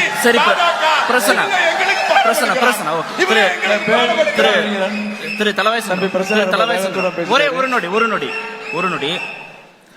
தமிழ்நாட்டில் கழகங்கள்ங்கிறது நிகழ்காலம். காங்கிரஸ் ஆட்சி பொறுப்பை விட்டு இறங்கிட்டாங்க. கழகங்கிறது நிகழ்காலம். எதிர்காலம்ங்கிறது பாஜகனா திராவிட இயக்கங்களுக்கான திராவிட சித்தாந்தத்திற்கான முடிவுரையை பாஜக எழுதணும்னு நினைக்குதான். இந்த காலத்துல பிஜேபி வர முடியாது அவரே சொல்லிட்டாரு. அது அவருடைய கருத்து இல்ல. நீங்க என்ன சொல்றீங்க? அவர் சொல்லிட்டாரு. அனைத்து இந்திய அண்ணா திராவிட முன்னேற்ற கழகம் எம்ஜிஆரால் தோற்றி வைக்கும் உலகம். இங்கே இந்த இயக்கத்திலே முதல தம்பி சொன்ன போர் சம வாய்ப்பு கொடுத்திருக்கிறோம். தனபால் அவர்களை பேரவை தலைவராக்கி இருக்கிறோம். அது தனி தொகுதி. ஒருவர் பொது தொகுதியிலே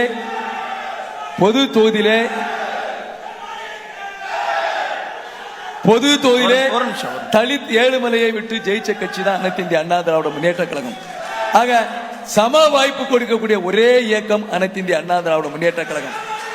தம்பி பிரச்சனை சொன்னாரு, அது எங்கள் பேரறிஞர் அண்ணா அவர்கள் சொன்னார்கள், நம்ம பேராசிரியர் கழகம்தான் எங்கள் குடும்பம். இப்பொழுது பிரச்சனை சொல்வது போல் குடும்பம் தான் அவர்கள் கழகம். அதுல எந்த கருத்து வேறுபாடும் கிடையாது. ஆக எய்தர் டிஎம்கே ஆர் ஏடிஎம்கே தான் தமிழ்நாட்டில் வர முடியும் என்பது என்னுடைய கருத்து. இல்ல, திராவிட சித்தாந்தத்திற்கு மாற்றாக வலதுசாரி இயக்கங்களும் தமிழ் தேசிய இயக்கங்களும் எழுச்சி பெற தொடங்கி இருக்கிறாங்களா? திராவிட சித்தாந்தம் கொஞ்சம் கொஞ்சமா நீர்த்து போக தொடங்குதாங்க கிடையாது. அதான் சொல்றேன், இங்க தமிழ்நாட்டை பொறுத்தளவுல பேசிக்கா இன்ஃப்ராஸ்ட்ரக்சர் அடிப்படை தளம் இருக்கக்கூடியது அண்ணா திமுக தான்.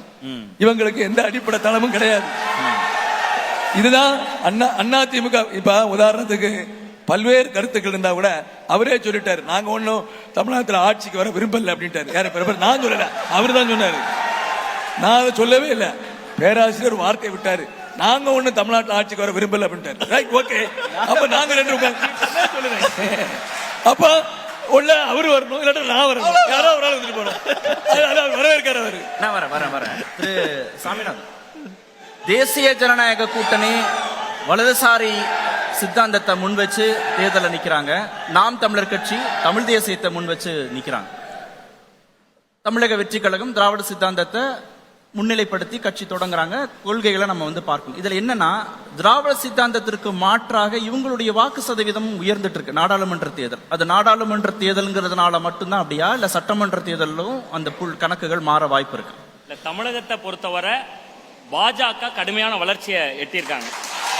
அதற்கு இணையா அதற்கு இணையா சீமான் அவர்களுடைய கட்சி இன்னைக்கு 8% தாண்டி ஒரு தேர்தல் ஆணையத்தால் அங்கீகரிக்கப்பட்ட கட்சியை வந்திருக்காங்க. அந்த ரெண்டுக்குமான ஒரு சூழலை நம்ம பார்க்கணும்.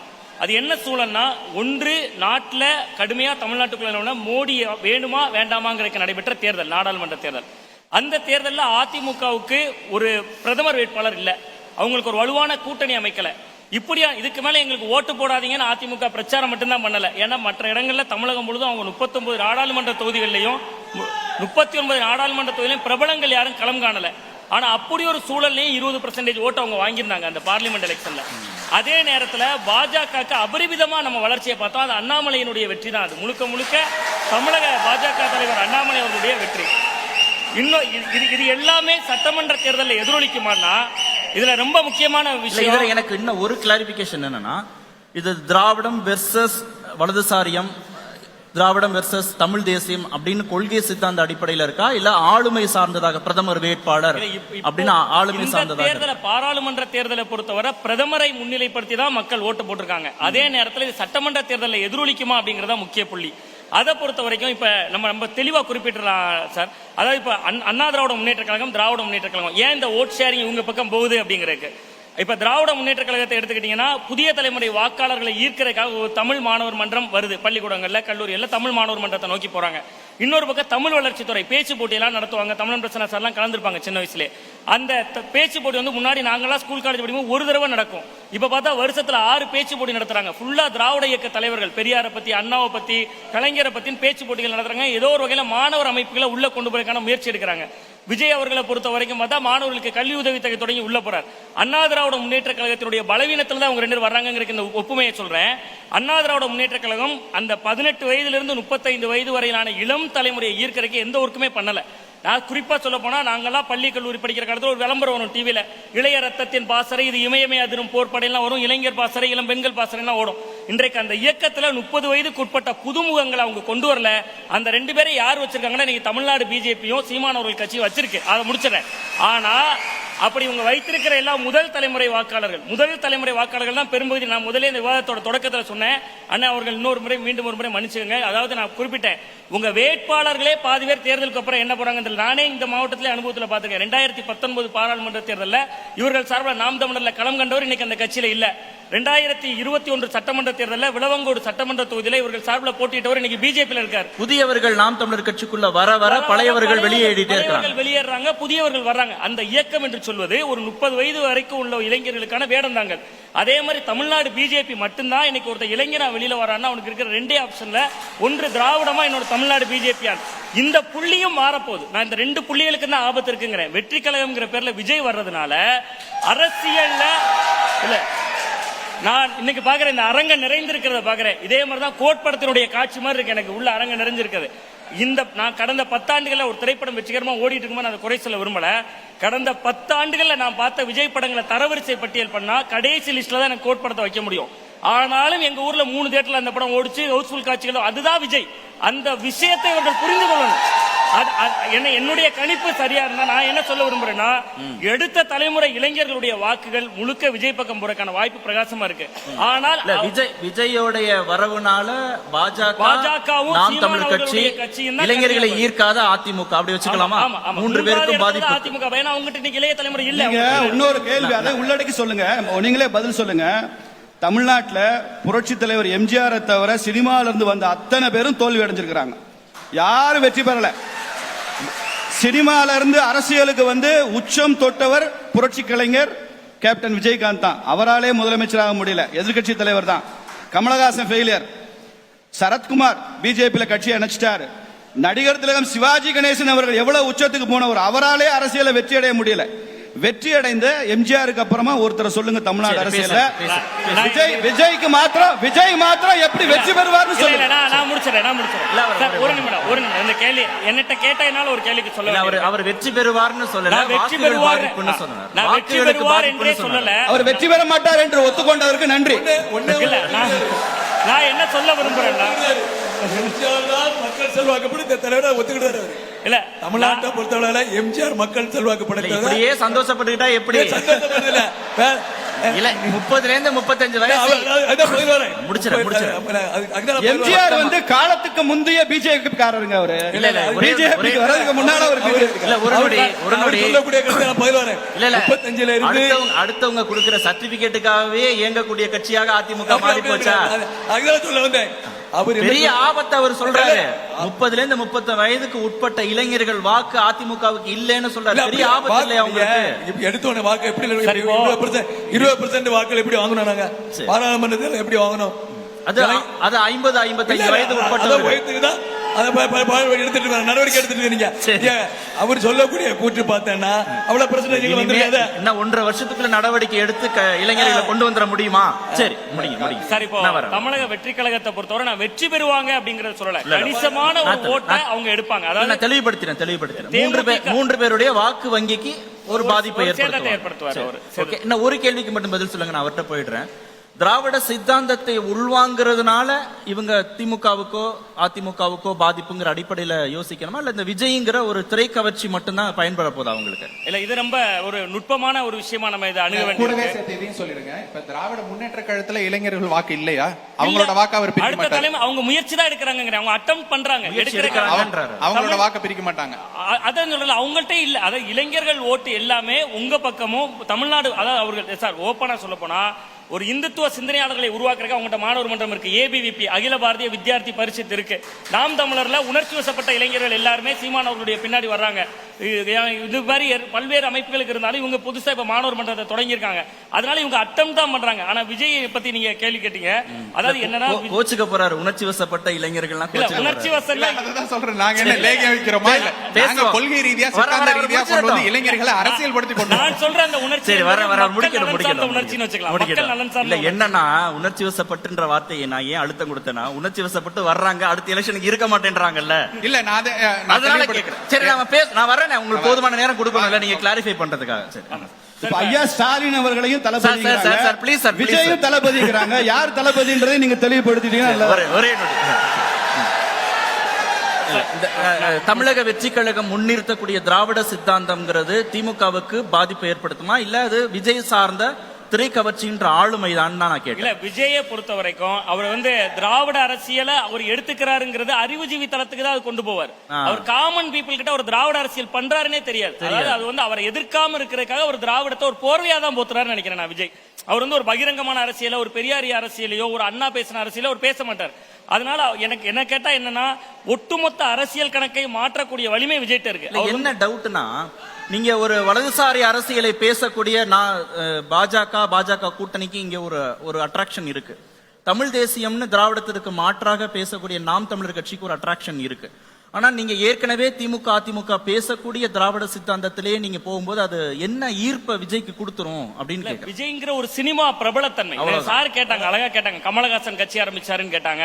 ஒவ்வொரு ஆளையா சொன்னாங்க.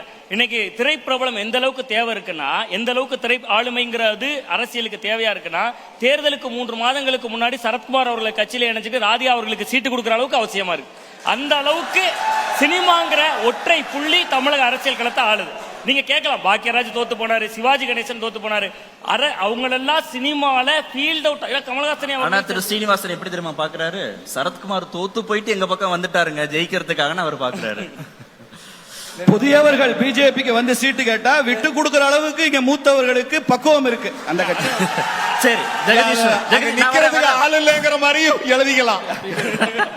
சரி, ஜெகதீஸ்வரன் கிட்டத்தட்ட 1 மணி நேரமாக நான் அமைதியா இருக்கு, அதனால கொஞ்சம் நேரம் கொடுங்க. இல்லங்க, உங்களுக்கு தாங்க தொடக்கமே. நிச்சயமா அமோகமா தொடங்கி வச்சதே நீங்க தான். கண்டிப்பா முதலில் வந்து திரை பிரபலங்கள் எப்படி வெற்றி பெறுவார்கள் அப்படின்னு சில உதாரணங்களை காமிச்சாங்க. எம்ஜிஆர் பிறகு யாருமே வெற்றி பெற்றதில்லை. நான் விஜயகாந்தையும் குறிப்பிட்டாங்க, லைட் ரேஸா குறிப்பிட்டாங்க. நான் எம்ஜிஆர் அவர்களுக்கும் விஜயகாந்த் அவர்களுக்கும் எங்களுடைய தலைவருக்கும் இருக்க ஒரு ஒற்றுமை சொல்கின்றேன், எங்களுக்கு கட்டமைப்பு பலமாக இருக்கின்றது. நான் இன்னைக்கு அடிச்சு சொல்றேன், இன்னைக்கு வந்து தமிழக வெற்றி கழகத்தால தமிழ்நாட்டில் இருக்கிற 234 தொகுதியிலும் பூத் கமிட்டி போட முடியுமா? இன்னைக்கு போட முடியும். நான் நம்பர்ஸோட பேசுறேன். உறுப்பினர் சேர்க்கை எங்களோட தலைவர் அறிவிச்சார். மார்ச் 8ஆம் தேதி மகளிர் தினத்திற்கு மகளிர் குழுவின் தலைமையில் அறிவிச்சார். 3வது நாள் ஊடகங்கள் போட்ட செய்தி என்ன? 45 லட்சம் உறுப்பினர்கள் தமிழக வெற்றி கழகத்தில் இணைந்துள்ளார்கள். தொடர்ச்சியா ஏறிட்டு இன்னைக்கு கீழே உட்கார்ந்து கட்டமைப்பு ரீதியாக இதை விட நம்பர் ஜாஸ்தியா இருக்கு. அதிகாரப்பூர்வமாக மாநாட்டில் நீங்கள் பார்ப்பீர்கள் இதை விட ஜாஸ்தி. 3வது நாள் செய்தி என்பது கடைசியாக தேர்தல் நடக்கும் பொழுது பத்திரிகையில் எழுதிய செய்தி என்பது 78 லட்சம் உறுப்பினர்களை கொண்ட தமிழக வெற்றி கழகத்தின் வாக்கள் யாரிடம் செல்ல போகிறது கேட்டீங்க. அப்போ எங்களுடைய இலக்கான 2 கோடி உறுப்பினர்கள் நாங்கள் எட்ட வேண்டும்ங்கிற ஒரு நிர்ணயத்தோடு நாங்கள் வேலை பார்த்துட்டு இருக்கோம். ஒரு பிரைமரி போர்ஸா நாங்க வரணும். இவ்வளவு வலிமை உங்களுக்கு இருந்தா நீங்க நாடாளுமன்ற தேர்தலில் போட்டியிடவில்லை, 2 வருஷம் வெயிட் பண்றீங்களா? என்ன காரணம்? நான் சொல்றேன் இல்லையா, ஏன் நாடாளுமன்ற தேர்தல் நாங்க நேரடியாக கட்சி ஆரம்பிப்பு 2ஆம் தேதி அதுக்கான மனுவை போட்டிருந்தோம். நாங்கள் நேரடியாக சிஎம் சார் வரணும், மக்களுக்காக வேலை செய்ய வேண்டும், அந்த அதிகாரத்தை பெறுவதற்கு முதலில் பணி செய்ய வேண்டும், அந்த பணி செய்த பிறகு மக்கள் எங்களை முதன்மை சக்தியாக உருவாக்குவார்கள் அப்படிங்கறதா ஐயா பேசும்போது சொன்னாங்க. நீங்க வலதுசாரி சித்தாந்தத்தை பேசக்கூடிய கட்சிக்கு ஒரு விதமான ஓட் பேங்க் இங்க அக்குமுலேட் ஆயிட்டே இருக்கு. தேசியவாதம்னு பேசக்கூடிய கட்சிக்கு அக்குமுலேட் ஆகுது. தமிழ் தேசியம் பேசக்கூடிய நாம் தமிழருக்கு கொஞ்சம் கொஞ்சமா கணிசமா உயர்ந்து கொண்டே இருக்கு. நீங்க ஏற்கனவே திமுக அதிமுக பேசுற அதே சமூக நீதி சமத்துவம்னு போகிற போது அவங்க தானே உங்களை விட கட்டமைப்புல பலம், வாக்கு வங்கியில பலமா இருப்பாங்க. உங்களுக்கு நீங்க எங்க இருந்து அவங்கள்ட்ட இருந்து பிரிச்சு எடுப்பீங்க? நீங்க இப்போ நீங்க ஐயா பேசும்போது கூட சொன்னாங்க, நான் இந்து என்று சொல்வதில் ஒரு பெருமைப்படுகிறேன்னு சொல்லி சொன்னார். அதுல என்ன பெருமை இருக்கு? நான் ஒரு இஸ்லாமியன் என்று சொல்வதில் என்ன பெருமை இருக்கு? நான் மனிதன் என்று சொல்வதில் பெருமை இருக்குன்னு சொல்லி பேசணும். மறுபடி இப்ப நீங்க பெரியார் அவர்கள் சொன்ன விஷயம் என்ன? நீங்கள் ஒவ்வொருவரும் இந்த ஜாதியை சேர்ந்தோம், இந்த மதத்தை சேர்ந்தோம், இந்த ஏற்றத்தாழ்வுகளை நாம் எவ்வளவு காலம் பிடி தொங்கிக் கொண்டே இருக்க போகின்றோம். அதற்கு தான் நம்ம சமூக நீதி அரசியலை பேசுகின்றோம். பிரச்சனை என்ன கேட்டீங்கன்னா, இப்ப இந்த சமூக நீதி நாங்க அந்த கூரை தான் பார்க்கிறோம். சமூக நீதி அரசியல் தமிழன் என்பதில் பெருமை அடைய வேண்டுமா? தமிழ் மண்ணின் மகன் சொல்லிட்டாரு. இந்தியன் என்பதில் பெருமை அடைய வேண்டுமா வேண்டாம்? என்ன சொல்றேன்னா, நீங்க சொல்கின்ற அந்த மதத்தினால் ஆரம்பத்தில் ஒரு சொல்கின்ற மதத்தினால் கேள்வி வைக்கிறேன் பெருமைன்னு சொல்லிட்டு அடுத்த மதத்திற்கு சிறுமைப்படுத்தி அதான் பிரச்சனை. அப்படி இல்ல, இந்த ஜாதி பெருமையும் அந்த மத பெருமையும் கொண்டு நீங்க என்ன பண்றீங்க? அடுத்த மதத்தை நீங்க நான் ஒரு சின்ன கேள்வி வைக்கிறேன், நீங்க அதுக்கு சேர்த்து பதில் சொல்லுங்க. இந்தியன்னா இந்து மட்டும் கிடையாதுங்க. இந்தியன்னா இஸ்லாமியன், கிறிஸ்தவன், சீக்கியன், பௌத்தன் எல்லாம் சேர்ந்ததுதான் இந்து. நீங்க இந்தியன்னா இந்து நீங்க எழுதிக்கிறீங்க. திமுகவோட தலைவர் பேரறிஞர் அண்ணா அவர்கள் நான் திராவிடியன் ஸ்டாக்கு அப்படின்னா என்ன அர்த்தம்னா, நான் குஜராத்திக்கு எதிரானவன் இல்ல, பெங்காலிக்கு எதிரானவன் இல்ல, மராத்திக்கு எதிரானவன் இல்ல, நான் திராவிடன்னு சொன்னாருன்னு சொன்னீங்கல்ல, அதே தாங்க நான் இந்து, நான் முஸ்லீமுக்கு எதிரானவன் இல்ல, கிறிஸ்தவனுக்கு எதிரானவன் இல்ல, இதெல்லாம் எதிரானவன் இல்ல.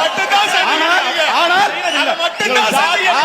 நீங்கள் ஜாதி பெருமை பேசும்போது மதத்தின் பெருமை பேசும்போது மொழியால் மக்களை பிரிவினைப்படுத்துறது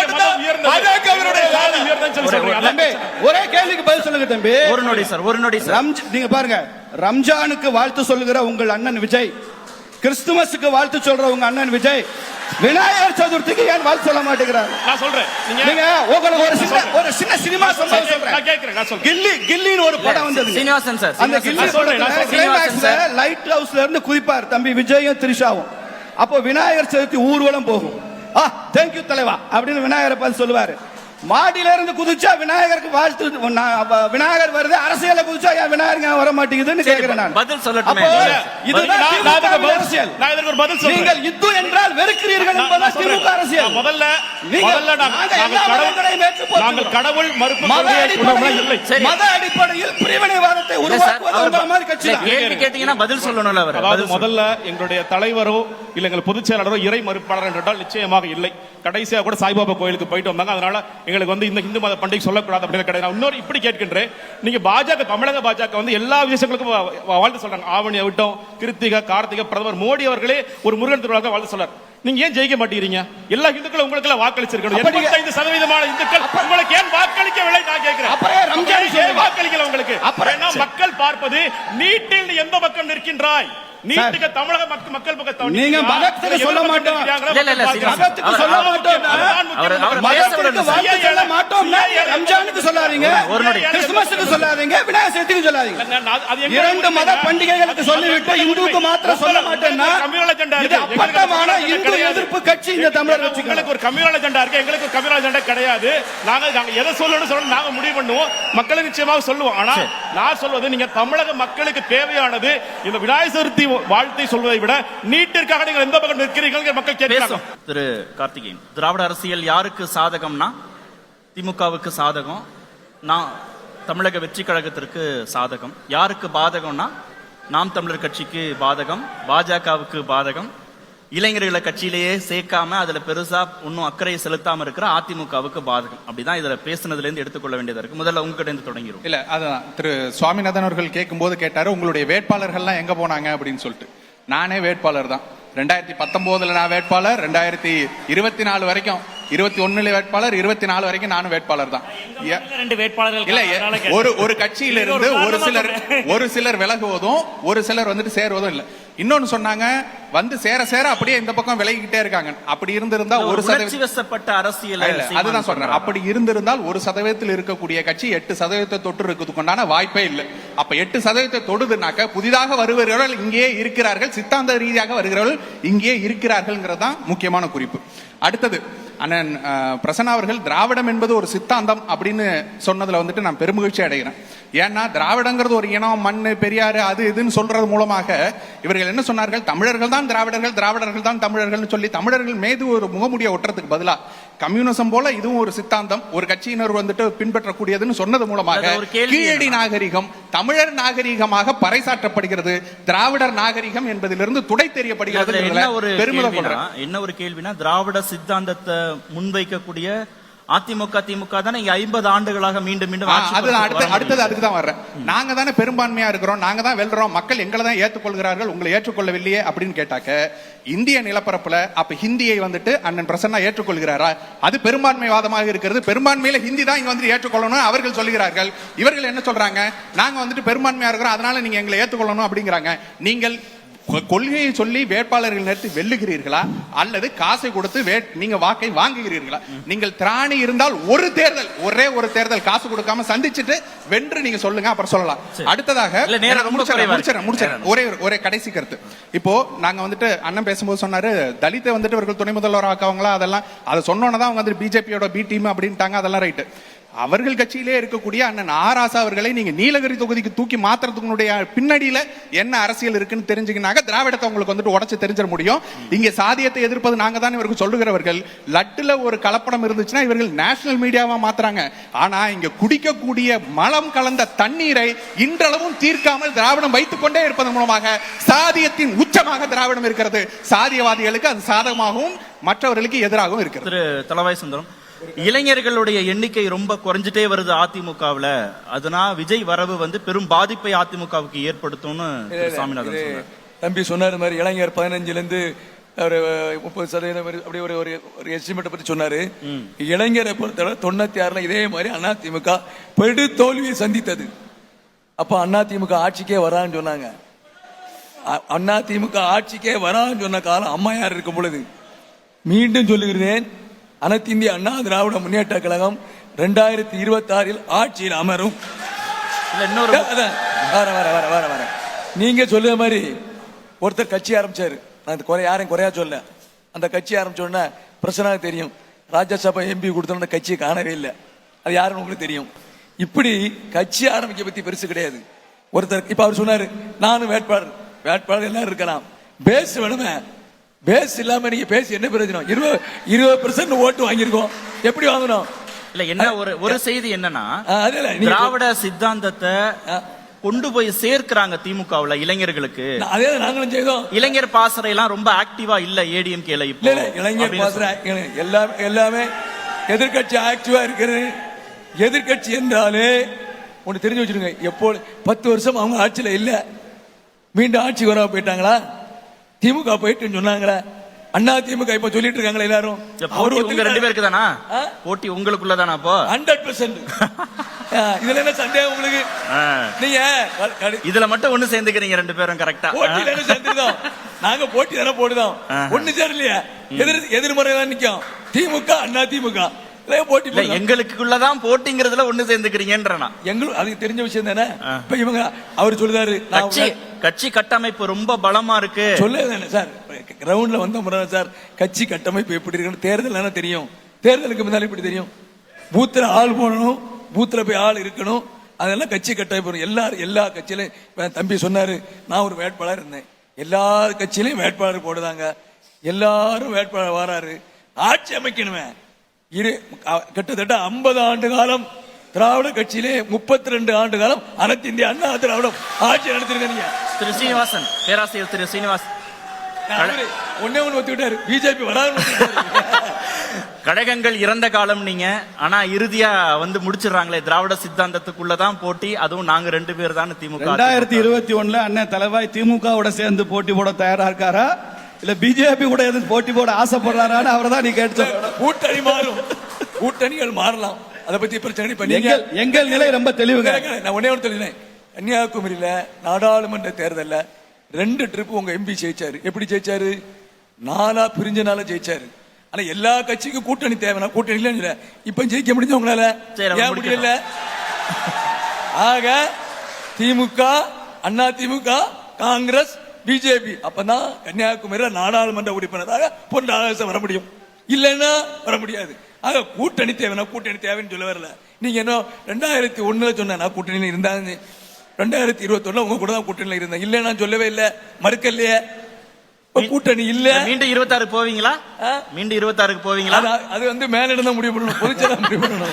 சரி, கூட்டணி தேவைன்னு பிஜேபி வேணும்னு ஒத்துக்கொண்ட தலைவாயன் அவர்களுக்கு இந்த கூட்டத்தில் நன்றி சொல்லிக் கொள்கிறேன். நம்மள வம்பு இழுத்துட்டாரு. எங்க பொசிஷன் என்ன? ஒரு நீங்க கலங்க கூட்டணியை பத்தி நீங்களும் சொல்ல முடியாது, நானும் சொல்ல முடியாது. ஒரு விஷயம் தெரிஞ்சுக்கிறேன். இப்ப இதே இதுல உங்க தலைவர் சொன்னாரு, நான் தப்பா சொல்லல, நாடாளுமன்ற தேர்தல் முடிந்தவுடன் முடிச்சிட்டேன். அண்ணாமலை அவர்கள் சொன்ன கருத்து அண்ணா திமுக நாடாளுமன்ற தேர்தல் பிறகு காணாமல் போய்விடும். நான் குறையா சொல்லல. அதே மாதிரி பாரத பிரதமர் சொன்னார், திமுகவை அழித்து விடுவோம். இந்த பேச்சு இந்த தமிழ்நாட்டில் எடுபடாது. சரி சார், முடிக்கட்டும். எடுபடும். தமிழகத்தில் திமுக காணாமல் போனது போகும் என்று பிரதமர் சொன்னது எடுபடும் என்பதற்கு தான் 18% வாக்குகள் எங்களுக்கு கிடைச்சிருக்கு. அழித்து விடுவேன். எந்த கட்சியையும் யாராலும் அழிக்க முடியாது. அது திமுக அண்ணா திமுக. நான் என்ன சொல்றேன்னா, நெடுஞ்சாலையில வண்டி ஓட்டிட்டு போறப்போ வலது பக்கம் திரும்பணும்னு சொன்னா ஒரு ஃபர்லாங்க்கு முன்னாலே வலது பக்கமா இண்டிகேட்டர் போடுவாங்க. இண்டிகேட்டர் போட்டுட்டு தான் திரும்புவாங்க. தமிழக அரசியல் எந்த பக்கம் திரும்ப போகிறது என்பதற்கான இண்டிகேட்டர் தான் இந்த 18% ஓட்டு. இது பாரதிய ஜனதா கட்சி பக்கம் திரும்ப போகிறது என்பதற்கான அடையாளம். இந்த அடையாளம் என்பது அடையாளம். இப்ப நான் நேரடியா ஒரு குறுக்கீடு, திரு அண்ணாமலையே நான் திராவிடம் வேண்டான்னு சொல்லல, திராவிடம் பிளஸ் வேணும்னு தானே சொல்றேன்னாரு. அவரே உள்வாங்கறதான செய்யறாரு. எல்லாம் ஒன்னொன்னுக்கு சித்தாந்த ரீதியா விளக்கம் கொடுக்கறாங்க. பஞ்ச திராவிடர்னு நம்ம நாட்டுல புராணங்கள்ல சொல்லப்பட்டிருக்கு. பஞ்ச திராவிடர் அப்படின்னா யாருன்னா, குஜராத், மராத்தி, தெலுங்கு, கன்னடம், தமிழ் எல்லாம் சேர்ந்து பஞ்ச திராவிடர். அதுதான் உண்மைன்னு சொன்னா நரேந்திர மோடியே திராவிடர் தானே. குஜராத்துக்காரர் வந்துட்டார்ல, உங்களுக்கு என்ன பிரச்சனை? நீங்க எல்லாத்தையுமே பிரித்து பிரித்து பார்க்கும் போதுதான் உங்களுக்கு பிரச்சனை வரும். சேர்த்து சேர்த்து பார்க்கறது என்ன பிரச்சனை? திராவிடம் என்பதை நாங்கள் ஒரு நிரப்பரப்பாக ஏற்றுக்கொள்கிறோம். இப்ப தேசிய கீதத்துல திராவிட உட்கல வங்கான்னு வருது. நிலம் திராவிடம் என்பது ஒரு சித்தாந்தமாக ஏற்றுக்கொள்ளல, சித்தாந்தமாக இனமும் கிடையாது. நான் ஒரே பாயிண்ட் சொல்லி முடிச்சிறேன். அண்ணா திமுக அண்ணன் என்னமோ சொன்னார், நாங்க ரொம்ப தெளிவா இந்த மேல அறிக்கை, அண்ணா திமுக எங்களுக்கு போட்டியாளர் தான், ஆனால் திமுக தான் எங்களுக்கு எதிரி என்பதையும் அந்த கூட்டத்தில் நாங்கள் பதிவு செய்வோம். காம்படிட்டர் வேற, எனிமி வேற. திமுக எங்கள் எதிரி. அந்த எதிரி எங்களை திமுக வச்சுக்கிட்டா அந்த சித்தாந்தத்தை நோக்கி தான் எங்கள் அரசியலை நடத்தி கொண்டு இருக்கிறோம். திரு சாமிநாதன், ரொம்ப முன்னாடி தான் 2026 சட்டமன்ற ஒரே நிமிஷம் நீங்க நிகழ்ச்சி 2026 சட்டமன்ற தேர்தலுக்கு ஒரு வருடத்திற்கு முன்பாகவே கிட்டத்தட்ட நம்ம இந்த நிகழ்ச்சியை நடத்துறோம். இந்த கேள்வி முன்கூட்டியே யூகிப்பதற்கு கூட கொஞ்சம் சிரமமாக கூட இருக்கலாம். ஆனா திராவிட அரசியல் அந்த சித்தாந்தத்தை முன்னிறுத்தக்கூடியதுல பைபோலாரா மீண்டும் இருதுருவ அரசியல் தான், திமுக அதிமுக தாங்கிறத இவங்க உறுதிப்படுத்திட்டே இருக்கிறாங்க இந்த கட்சிகள். அடுத்தது அந்த சார்பு நிலை எடுக்கக்கூடிய திரு விஜய் அப்படின்னா ஒரு பத்திரிகையாளரா நீங்க தொடர்ந்து இந்த அரசியல் களத்தை கவனிச்சுட்டு வந்ததன் அடிப்படையில எப்படி வரிசைப்படுத்த முடியும்னு நீங்க நினைக்கிறீங்க? 26 தேர்தல் முடிவு எப்படியாக இருக்கும்னு உங்களால கணிக்க முடியுது? அது 2026 தமிழக அரசியல் களத்தை பொறுத்த வரைக்கும் இருதுருவ அரசியல் தான் இருக்கும். தமிழ்நாட்டில் திமுக வெர்சஸ் அதிமுகங்கிறது தான் பெரும்புள்ளியா இருக்கும். அதே நேரத்தில் தமிழக பாஜக வளர்ந்திருக்காங்க, கணிசமான அளவுக்கு தமிழக பாஜக வளர்ந்திருக்காங்க, அதை நம்ம ஏத்துக்கணும். சீமான் அவர்கள் இப்ப எடுத்திருக்க மாதிரி ஒரு 8% ஓட்டுகள் எடுக்கலாம். எதனால இந்த இருதுருவ அரசியலா மாறுதுன்னா அதுக்கு ஒரு சின்ன உதாரணம் மட்டும் சொல்றேன். விஜய் அவர்கள் ஒரு நடிகரா உள்ள வர்றதுனால 2005 தேமுதிகவை விஜயகாந்த் தொடங்கினார். அந்த 2006 சட்டமன்ற தேர்தலில் அவர் கணிசமான ஓட்டு எடுத்தார். 2011 சட்டமன்ற தேர்தலில் அவர் எதிர்க்கட்சி துணைத் தலைவராகவே ஆயிட்டார். ஆனா அந்த தேர்தல் முடிவுகளையே 2006 நடந்த சட்டமன்ற தேர்தலில் விஜயகாந்த் அவருடைய கட்சி கடுமையான தாக்கத்தை ஏற்படுத்துச்சு. அதே மாதிரி இன்னொரு விஷயத்தை நம்ம பேசணும். தமிழ்நாடு பாஜக இன்னைக்கு 11% ஓட்டு எடுத்திருக்காங்க. நல்ல வளர்ச்சி தமிழக பாஜக கணிசமா வளர்ந்திருக்கு. அதே நேரத்தில் கன்னியாகுமரியில பொன் ராதாகிருஷ்ணன் அவர்கள் போட்டிட்டாங்க, திருநெல்வேலியில நயினார் நாகேந்திரன் அவர்கள் போட்டிட்டாங்க, மதுரையில பேராசிரியர் ராமசீனிவாசன் அவர்கள் போட்டிட்டாங்க. அவங்க அணியில போட்டிட்டவங்களும் எல்லாருமே பிரபலம். OPS ஐயா அவர்கள் தொடங்கி, DTV அவர்கள் தொடங்கி, சௌமியா அன்புமணி அவர்கள் தொடங்கி எல்லாரும் பிரபலமான வேட்பாளர். அதே நேரத்தில் சட்டமன்ற தேர்தல் வரும்பொழுது அவர்களிடம் 234 பிரபலமான வேட்பாளர்கள் கிடைப்பார்களா அப்படிங்கிற ஒரு கேள்வி எனக்கு இருக்கு. ரெண்டாவதா அதிமுகவோ திமுகவோ முன்னாள் அமைச்சர்களை, முன்னாள் எம்எல்ஏக்களை, முன்னாள் மாநிலங்களவை உறுப்பினர்களை அப்படி களமிறக்குவாங்க. பிரபலமான வேட்பாளர்கள் அந்த சிக்கல் நாம் தமிழர் கட்சிக்கும் இருக்கு, விஜய்க்கும் இருக்கு. ஆமா, பிரபலமான வேட்பாளர்கள் அவர்கள் வெற்றியை பதிவு செய்யாத விஜய் அவர்களை பொறுத்த வரைக்கும் விஜயனுடைய முகத்துக்கு மட்டும்தான் ஓட்டு போடுறவங்க இருப்பாங்க. இவர்கள் கட்சியில எல்லா கட்டமைப்பும் தயார். ஒரு ஊடகவியலாளரா நமக்கே தெரியுது, 50 பேருக்கு ஒரு பொறுப்பாளர் போட்டாங்க. இவங்க ஒவ்வொரு 50 ஓட்டையும் கண்காணிக்கிறதுக்கு வரைக்கும் ஒரு பொறுப்பாளர் போட்டாங்க. பட் அந்த பொறுப்பாளரை உள்ளூர்ல எத்தனை பேருக்கு தெரியுங்கிற எவ்வளவு சதவீதம் கணிக்க முடியுது விஜய்க்கு? இல்ல, விஜயை பொறுத்த வரைக்கும் முதல் தேர்தலிலேயே தேர்தல் ஆணையத்தால் அங்கீகரிக்கப்பட்ட கட்சி அவருக்கான வாய்ப்பு இருக்கு. முதல் அவர்களுடைய கன்னி தேர்தலிலேயே நான் சொல்றதே அவங்க வெற்றியை பதிவு செய்வாங்க, எங்கேயும் சட்டமன்ற உறுப்பினரை பதிவு செய்வாங்கன்னு சொல்லல. விஜயகாந்த் எப்படி 2006 சட்டமன்ற தேர்தலில் அவர் மட்டும் வெற்றி பெற்று ஒரு கணிசமான ஓட்டை பெற்றாரோ, இப்ப நம்ம முன்கூட்டியே சொல்றோம், இதே ஒட்டுமொத்தமா விஜய் வெளியில வந்து ஒவ்வொரு மாவட்டத்திலே அரசியல் பண்ண வந்து கட்சி கொடிகளை ஏற்றி 4 ஊர்ல போய் ஆர்ப்பாட்டம் போராட்டம் உட்கார்ந்துட்டாருன்னா கதையே ட்ரெண்டே மாறிடும் தமிழக அரசியல் கிழமை. திரு பிரசன், 26 தேர்தல் களம் திராவிட அரசியல சித்தாந்தத்தை முன் வச்சுதான் இருக்க போது. அதிமுக திமுக இருதுருவ அரசியல் தான் அப்படின்னாலும் எந்த முறையும் திமுக மீண்டும் ஆட்சி பொறுப்புக்கு வந்ததில்லை அப்படின்னு அதிமுக தரப்புலையும் பாஜக தரப்புலையும் சொல்றாங்க. மீண்டும் ஆட்சி பொறுப்புக்கு வருவதற்கு ரொம்ப கடுமையான சவாலை நீங்க சந்திக்க வேண்டியது இருக்கும். இல்ல, அதுக்கு முன்னாடி 3 விஷயம். ஒன்னு, டாக்டர் கார்த்திகேயன் வந்து நீங்கள் ஏன் ஆர் ஆசாவை நீலகிரியில் நிப்பாட்டினீர்கள், நீங்கள் ஏன் பொது தொகுதியில் நிற்பாட்டவில்லை என்று கேட்டார். நான் அவரை விட அண்ணன் சீமானோடு ரொம்ப நெருக்கமாக இருந்து ஒரே தட்டில் உணவருந்தி ஒரே படுக்கையில் படுத்து நாங்கள் எல்லோரும் திராவிட இயக்கம் வளர்த்தவர்கள்.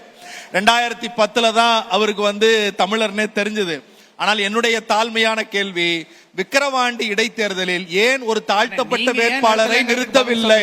கார்த்திகேயன், நீங்க பேசுறப்ப அமைதியா இருந்தேன், நீங்க பேசுறப்ப நான் அமைதியா இருந்தேன். என் கேள்வியை உள்வாங்குங்க. விக்கிரவாண்டி இடைத்தேர்தலில் ஏன் நாம் தமிழர் ஒரு தாழ்த்தப்பட்ட வேட்பாளரை நிறுத்தவில்லை?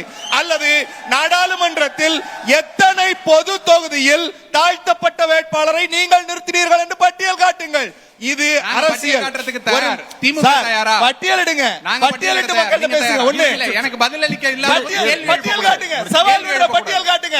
2 பட்டியல் காட்டுங்க. 2, இன்னொரு விஷயம், முக்கியமான விஷயம் வந்து சண்முகம் நம்ம சாமிநாதன் சொன்னார், பாஜக வளர்ந்திருக்கிறது.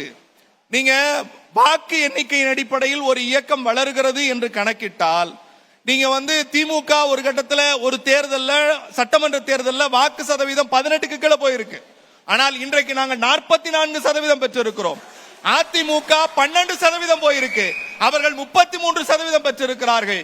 வாக்கு எண்ணிக்கையின் அடிப்படையில் நீங்கள் ஒரு இயக்கத்தையோ ஒரு கொள்கையோ தீர்மானிக்க வேண்டும் என்றால் நீங்க வளர்ந்திருக்குன்னு முடிவு பண்ணா அந்த வளர்ச்சி எப்படி இருக்கும்னா, ஒரு மனிதனின் தலை இருக்க வேண்டிய இடத்தில் தலையும் கை இருக்க வேண்டிய கையும் இருக்க வேண்டுமே தவிர எக்ஸ்ட்ரா கொஞ்சம் சதை வளர்ந்துச்சுன்னா அது புற்றுநோய்.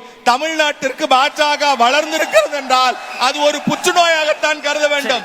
2வது, திராவிட அரசியல் எதற்கு சாதகம் எதற்கு பாதகம் என்பதுதான் கேள்வி. திராவிட அரசியல் என்பது சாதியை வைத்து அரசியல் செய்பவர்களுக்கு பாதகம் செய்யும்.